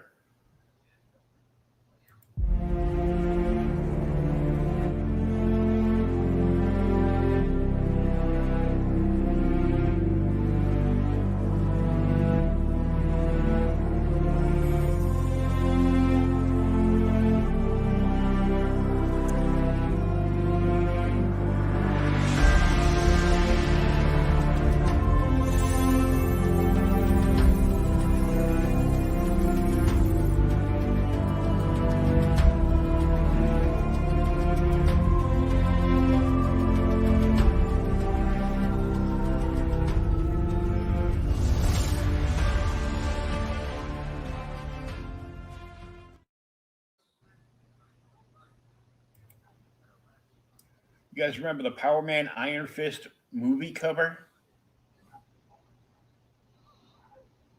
I remember the Power Man and Iron Fist Alex Ross cover. I'm not sure if that's the one he's talking about.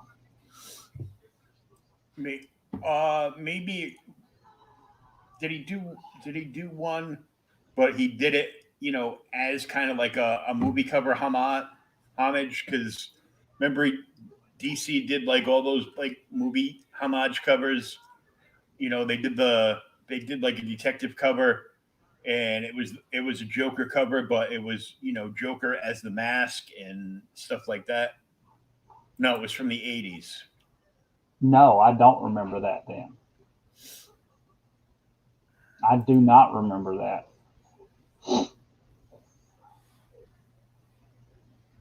I do not. I thought while the trailer was playing and I was watching it, I would scroll back. That way we could have the one of the posters you could buy to go out on. Mm-hmm. Return to Kunlun. Return to Kunlun. Kunlun, yeah. No, I never actually collected Power Man and Iron Fist. My buddy Jay bought like our LCS used to back in the day used to put together like complete sets, like a complete run, and figure out the grades and put all that stuff in and slap a price on it. And Yeah. I'm still mad to this day that I never bought like Warlord Volume 1 off the shop. It was like $50 or something. Warlord. Yeah, so now I've been buying friggin' Warlord, but I only buy them when they put them up for like dollar issues, and some of them are in good shape, and some of them are just like beat to shit, and I'm like, I don't care. I want to read it, and I want to I want to get the whole run, and I'm doing that cheaply with Warlord for a couple of yeah, for cheap for sure, Cliff. Uh, Warlord I'm doing, and Rom I'm doing. And apparently there's a couple of like major keys in Rom for some reason, like the Like the first issue. Yeah. well, not the first issue. The first annual was like a major Rom villain appearance. Really. And that's one of the things that's funny. Um, when we talk about old runs like that, I had damn near a whole ROM run at one time. And I bought it for I bought them out of a quarter box years and years ago. And I read them and, had them stuck away. And I'm like, oh, well, I don't know if I'll ever read ROM again. And now you go and look at them and they're stupid crazy, not to mention G.I. Joe. Shoot you a PM for what?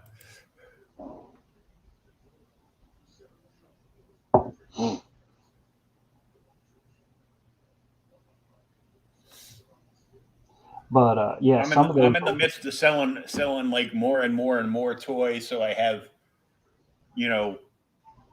room on my tables. You loved Rom until Ditko took over. Oh, that's a shame. Yeah. Oh, Warlords. Yeah, I've got a bunch of them here, and I just always loved the character, and I thought it was hilarious when they brought Warlord basically back to the mainland, and Mike Grell put him in Green Arrow because Warlord and Ollie look identical. They look stupid identical. They both got that same like curly goatee and the barbershop quartet mustache and all kinds of stuff. Well, the thing too with like Warlord and all that, dude, there were so many characters from the 70s, 80s that were like that. Mm-hmm. You got to, I don't sound terrible, but you got to thank Conan the Barbarian because he paved the way for all of those characters. Conan, King Conan, Cull. But now all three of those are Robert E. Howard creations. So, but yeah. Red Sonja. Red Sonja is actually a character that created for the comic based on another character by Howard. The John Carter run. John Carter of Mars was good. You mean the old DC versions from the 70s, Cliff?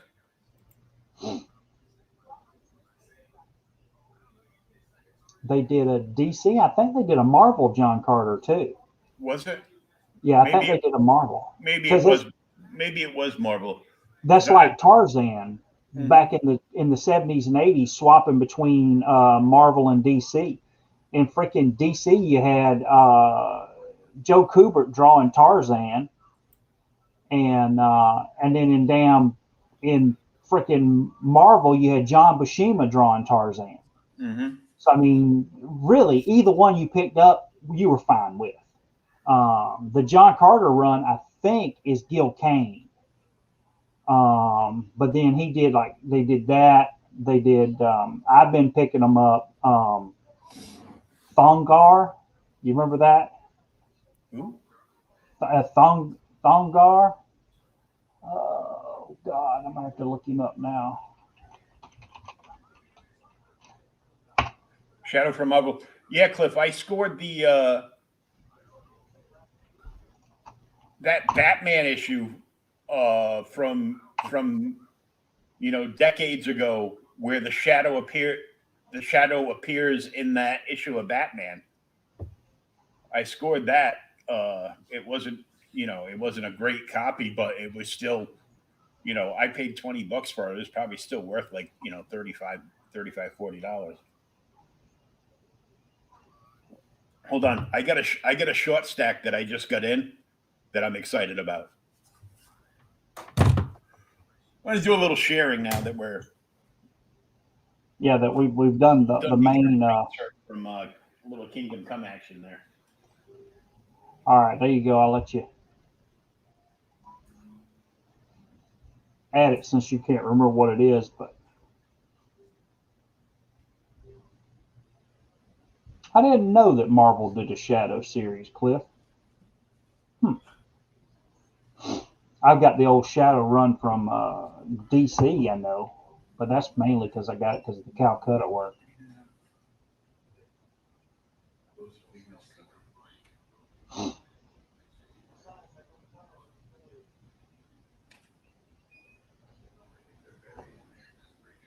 Let's see where he went.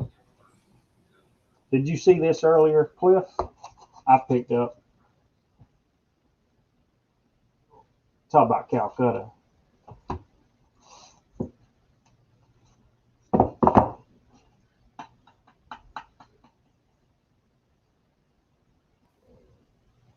So my buddy Tim that won't leave me alone is always, tagging me in, a million and one different comic book shows.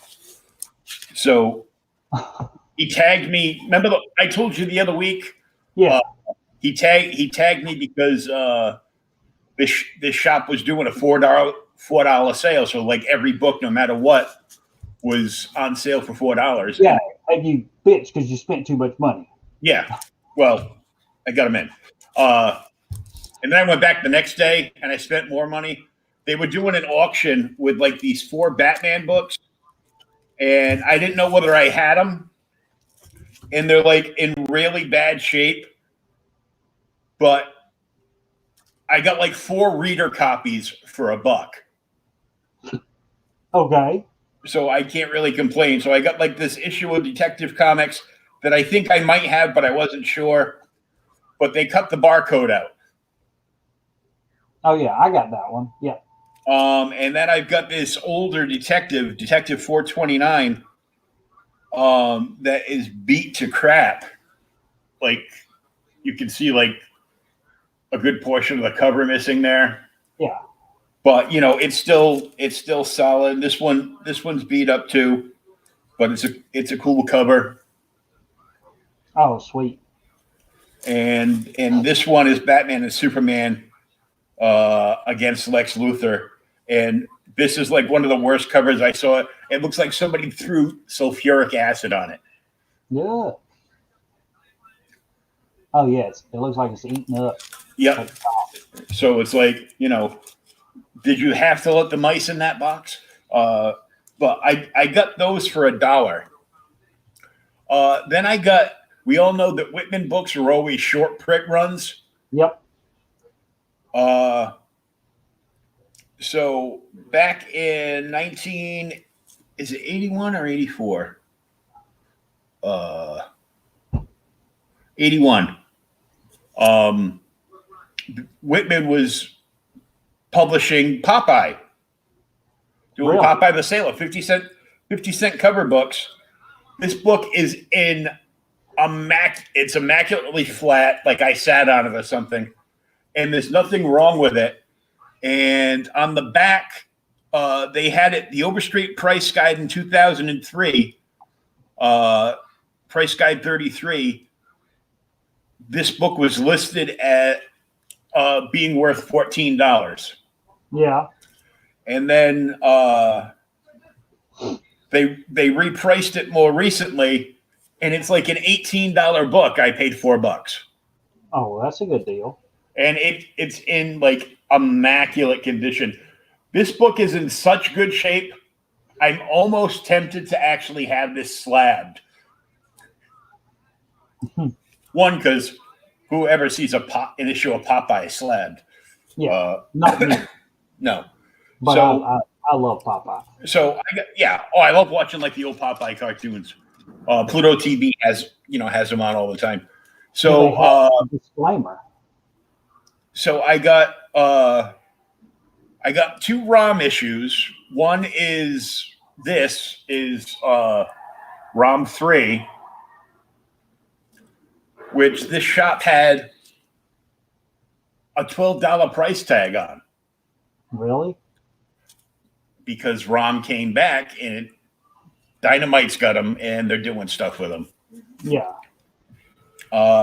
And then I can't say I can agree with this. This says Volume 1, Number 1, 1982 annual, $89.95.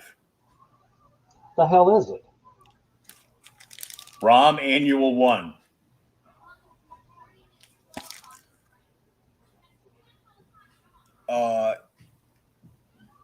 And it was I gotta open it to find out because it Yeah, was I ain't paying $89 for a ROM annual number 1. no, neither would I.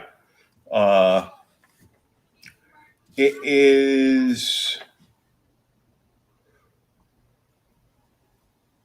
This is the first appearance of Stardust, the sinister scourge of Stardust, which I guess ended up being like one of the major like ROM villains. Yeah. But I got those, and then and these two are, they're not in the best of shape, but they're in better shape. Me than others I've seen, and I don't have it, so now I'm 2 more issues closer to completing, having a complete run of the Batman family series. Oh, sweet. Yeah. So I've got this one, which is, that's issue 1, I think. Yeah. Yep, that's issue 1. And then issue 7 that I didn't have. Some of those have incredible artwork in them. Oh, yeah. But they're kind of crazy to get. And then I bought a Whitman printing of Super Friends. And this is a key issue because The Wonder Twins. the origin of the Wonder Twins, first time ever told. You remember talking about the Wonder Twins? You remember Alex Ross did the Wonder Twins giant oversized book? That wasn't real. That was a gag. I thought he did it. No, that got announced on April 1st. That was just a joke. That was never done. Damn it. That's fake. Fake news. Damn it. Then, as you were talking about Creeper, DC did their first issue special stuff, and Yeah, there's a I creep. got one of those a while back. Yeah, I have no idea who that guy's supposed to be. He's just like some schmuck in like a really bad costume. And I grabbed this because I thought this was cool, like an old Adventure Comics with the original Supergirl, and telling she busts in telling everybody that Superman's the traitor. I'm going to tell you, I have got some of those old Supergirl issues from Adventure Comics because I was buying the Supergirl stuff and I was reading them. And it was, when the site was still up, I actually reviewed one of them as a retro review, like 407 or something. And it was like, even the power of love can stop Supergirl or some crap. It was the worst piece of garbage I've ever read. It was terrible. And the rest of these are all Brave and the Bold books. Damn it. I got I love team up books. Oh yeah. I got Brave and the Bold 124. And this is a classic one that I didn't have, but I've always wanted. But usually when I see it, it's like in like mint condition and it's overpriced. Yeah. It's the guy in the red hood with like a machine gun threatening Jim Aparo on the cover. I've never seen it. And Jim Aparo is drawing this cover of Brave and the Bold with Batman and Sergeant Rock. And this guy pulls out like this machine gun, and Jim Aparo drew himself drawing a cover on his drawing table. And the villain is like, "Finish the cover, Aparo. Rock kills Batman, or I kill you." Huh. I have never seen that. It's kind of crazy. Then I got a 137, Batman and the Demon. 155, Batman Green Lantern. Huh. Then 158, Batman Wonder Woman. That's probably a good read.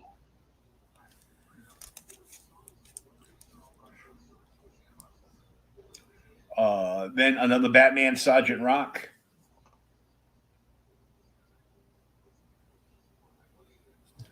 I normally don't. I don't normally 162. don't pick up Brave and the Bold right now, but hell, that could change anytime in the future. Batman and Firestorm. Yep. Batman and the Guardians of the Universe. Jesus. This is like DC's assistant editor month for Marvel or something. 175, Batman and Lois Lane versus Metallo. But that cover right there makes me think that Superman's masquerading as Batman. Yeah. And this one, I spotted and I called up. This is the first one I bought off him when he was flipping through the box. This is Brave and the Bold 176, Batman and Swamp Thing, and it's a Kaluta cover. Really? What's the number? 176. Yeah, because let me see if I can. Yeah, see, we say, I guess we say his name different. You said Kaluta, I said, God, whatever. But yeah, that's exactly the same thing. Same guy. Spectre. Mm-hmm. Of course, I'll change all these bags and boards when I read them. But like when I was a kid, Brave and the Bold was, of course, I loved Batman the Detective. Detective was always my favorite. Batman seemed like, Batman light. But Brave and the Bold was my favorite because it was a team up book. It's different people every week. That's the same reason why I love freaking Marvel team up. Spider-Man and somebody every week. And it was like so good. So I'm like, yeah. So, I was pretty excited. I sold about 18 toys in that reply auction. I was getting nervous. Nobody was buying anything. And then the last 12 hours people bought stuff. But I've got an 18-inch NECA Crow. So it's in like one of the big giant boxes like this. Yeah. And it's like sound activated. So if you take it out of the box and turn it on, it's sound activated. It does something. I don't know what it does because I've never opened the box because, And so I put it up, 30 years ago, it cost me close to $50. Yeah. So, I put it up opening bid, hoping because there's like a lot of people in that group that love like anything horror. Anything like horror themed, they love. But it's tough because a lot of people just don't pay attention to the reply auctions or the claim auctions as much as they do like the live ones. Yeah. And so I put it up at a opening bid of $75, and the guy that wanted it, was bugging me about it. Didn't DM me, but put it like right in the group, right on that post underneath it said, would you consider doing 60? I'm like, dude, this isn't McFarlane movie Maniacs Crow. This is a NECA Crow. NECA usually means money. Yeah. They do, they usually do like a fairly low, well, I wouldn't say low print run, on the figures, but they do a limited print run on the figures. And they're not as mass produced. Batman in the House of Mystery, yeah. Those were always funky. Well, I looked him up, so I got right there. If you want to look at it on the share screen. I've been picking these guys up. Thongor. Thongor! I don't know why. But, Creatures on the Loose. Yep. Warrior of Lost Lemuria. So, that's one of the crazy titles I've been reading. We talk about Warlord and all those. Mm-hmm. There it is, since you didn't know what I was talking about. Blow up that cover. I got to read this green print over here because that looks wacky. All right, hold on.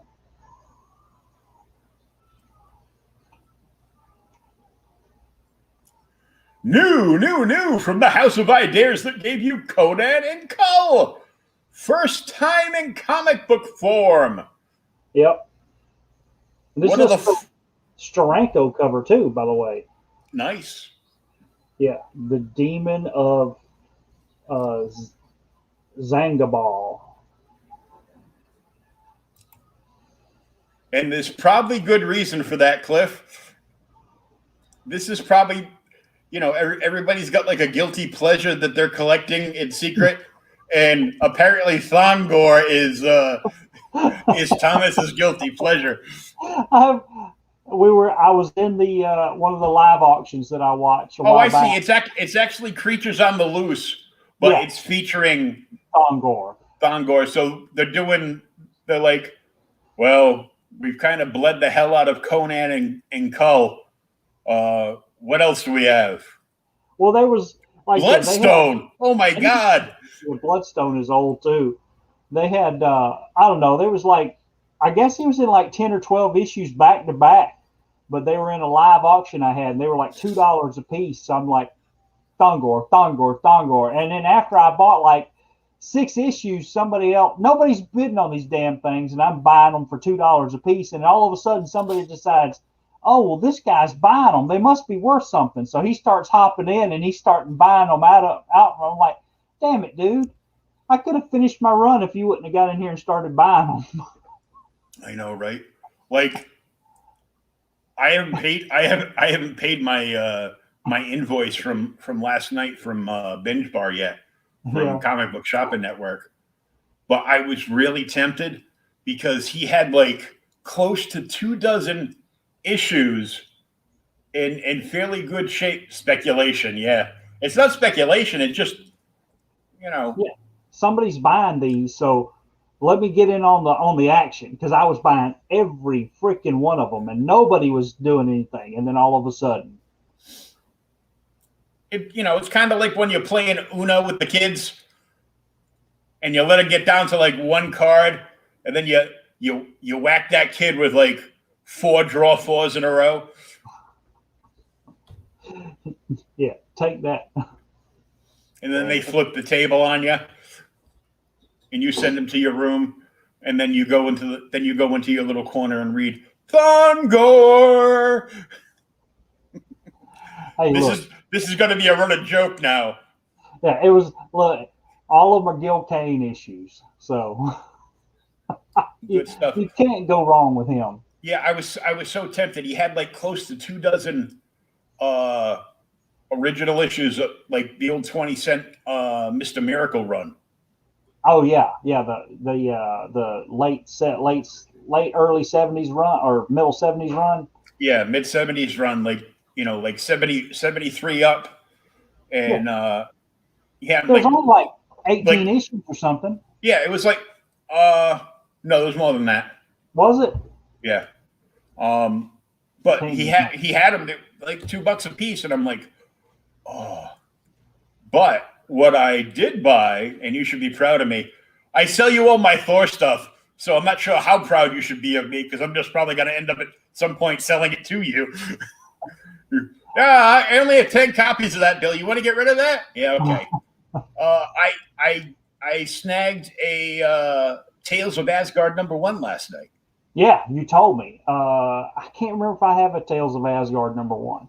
If not, you got one there. It's a beautiful cover. And I got 2 of the first Stormbringer, which isn't, of course, the first Beta Ray Bill that I still want. Yeah, I got a first Beta Ray Bill. I need one. Yeah, and I think I've actually got 2 copies. If I find the second copy, I'll let you know. what's really stupid is I was watching because I couldn't sleep last night, and I woke up this morning. I started to nod off, and I go, you know what? My PCA is going to be here in about 20 minutes. Screw it. I'll just stay up. Well, So I started. Cliff's got 3. yeah, 3. Show off. Yeah, figures. That's it. You're off the show. Oh wait, Sure. you're the only person in the chat. Never mind. You can stay. Yeah, right now. Well, that's talking about spec books though. So, have you watched WandaVision yet? Oh yeah. Okay, you're up to date then. So no spoilers right here. Cliff, you're up to date, right? So watching WandaVision the other day, and of course it kind of reveals who's the villain, and I'm like, oh, I think I've got that book. So I go to look at it, where her first appearance is. Like, dude, not 6 months ago, I bought an absolutely beautiful copy of Fantastic Four '94 for like $20. Guess what's no longer worth $20? Fantastic Four '94 is what, about 2.25 now? Yeah, it was something. They were graded copies for $400. Oh my God. Yeah, Cliff, you are Boomer for life. Yeah, We're gonna have you on the show one week when we're just chilling. We gotta bits stop. about old comics. The Yeah, the other one though that I know I've got a copy somewhere. I can't find it, and I know Cliff's probably got 5 of these because we've talked, and this is one of his favorite people is our favorite characters. Amazing Spider-Man Annual 16 is the first appearance of Monica Rambeau, and that one is gone through the freaking roof. No kidding. Yeah, but I am looking right now. But yeah, I swear I've got an Amazing Spider-Man Annual 16 somewhere, but I cannot find one. You got 5 of them? I'm looking at FF '94 right now. Yeah. They're just under $400. Yeah. Just under 400. What's funny is what came up. I just typed in Fantastic Four '94. Yeah. The first thing that came up was that Fantastic Four box DVD box set, so you can read all the comics on your computer. Yeah. It's the complete 1994-95 anim. Oh no, that's the animated cartoon. Never mind. I thought it was somewhere. I've got the DVD box, so you can put it in, and I think it's like 1 to 400 of FF. Yeah, I know what you're talking about. On those discs. Also, while I was digging around, I found Star Trek. The complete comic book collection of Star Trek Oh, the time this was released. This right here just tells me as long as it still works on current systems. Yeah.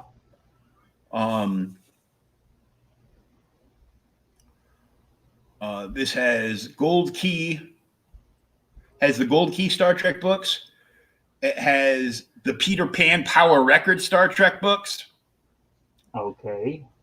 DC Comics in Malibu Comics, more Malibu Comics, the Marvel Comics run, and the Wildstorm run. And Deep Space Nine and Next Generation and everything. And,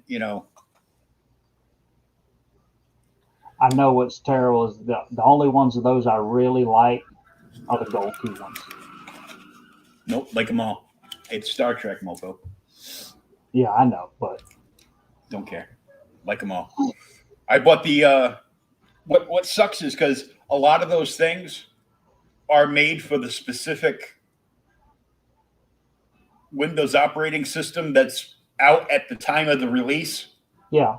So then you go to put it in, and it won't work. It can't read the disc because it's way back in the past. What you have to do, and Because somewhere over there I have, and it's everything everything Star Trek is collectible, especially if it's still sealed, and this is still sealed. I've got a thing that is the Star Trek font program, so it prints out everything in fonts, including Klingon and Romulan and Vulcan. Yeah. But it's like Windows 95 or Windows 98 or something like that. Yeah, you can buy, or not buy, but you can find emulator programs now to run on top of your PC that'll let you run that old stuff. Yeah, I don't need to run it. I just, stuff like that. I just want to sell it. The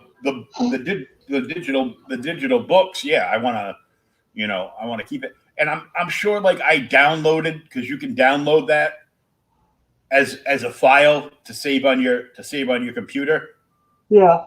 But anytime I've ever done anything like that in the past, like within a month or so, my computer blows up and I have to buy another one, and now I don't have anything on it again. Dang it. So it's something that you want to put like on an external drive, just to save it. Because I've got that Star Trek one, I've got the Fantastic Four one, and I've got an Amazing Spider-Man one too. I think Amazing Spider-Man was like 1 through 600. Really? I say I don't. I've got the only actual DVD program like that I've ever bought. I bought the Hulk, and it's got Hulk 1 through 6, and then all the Tales to Astonish up to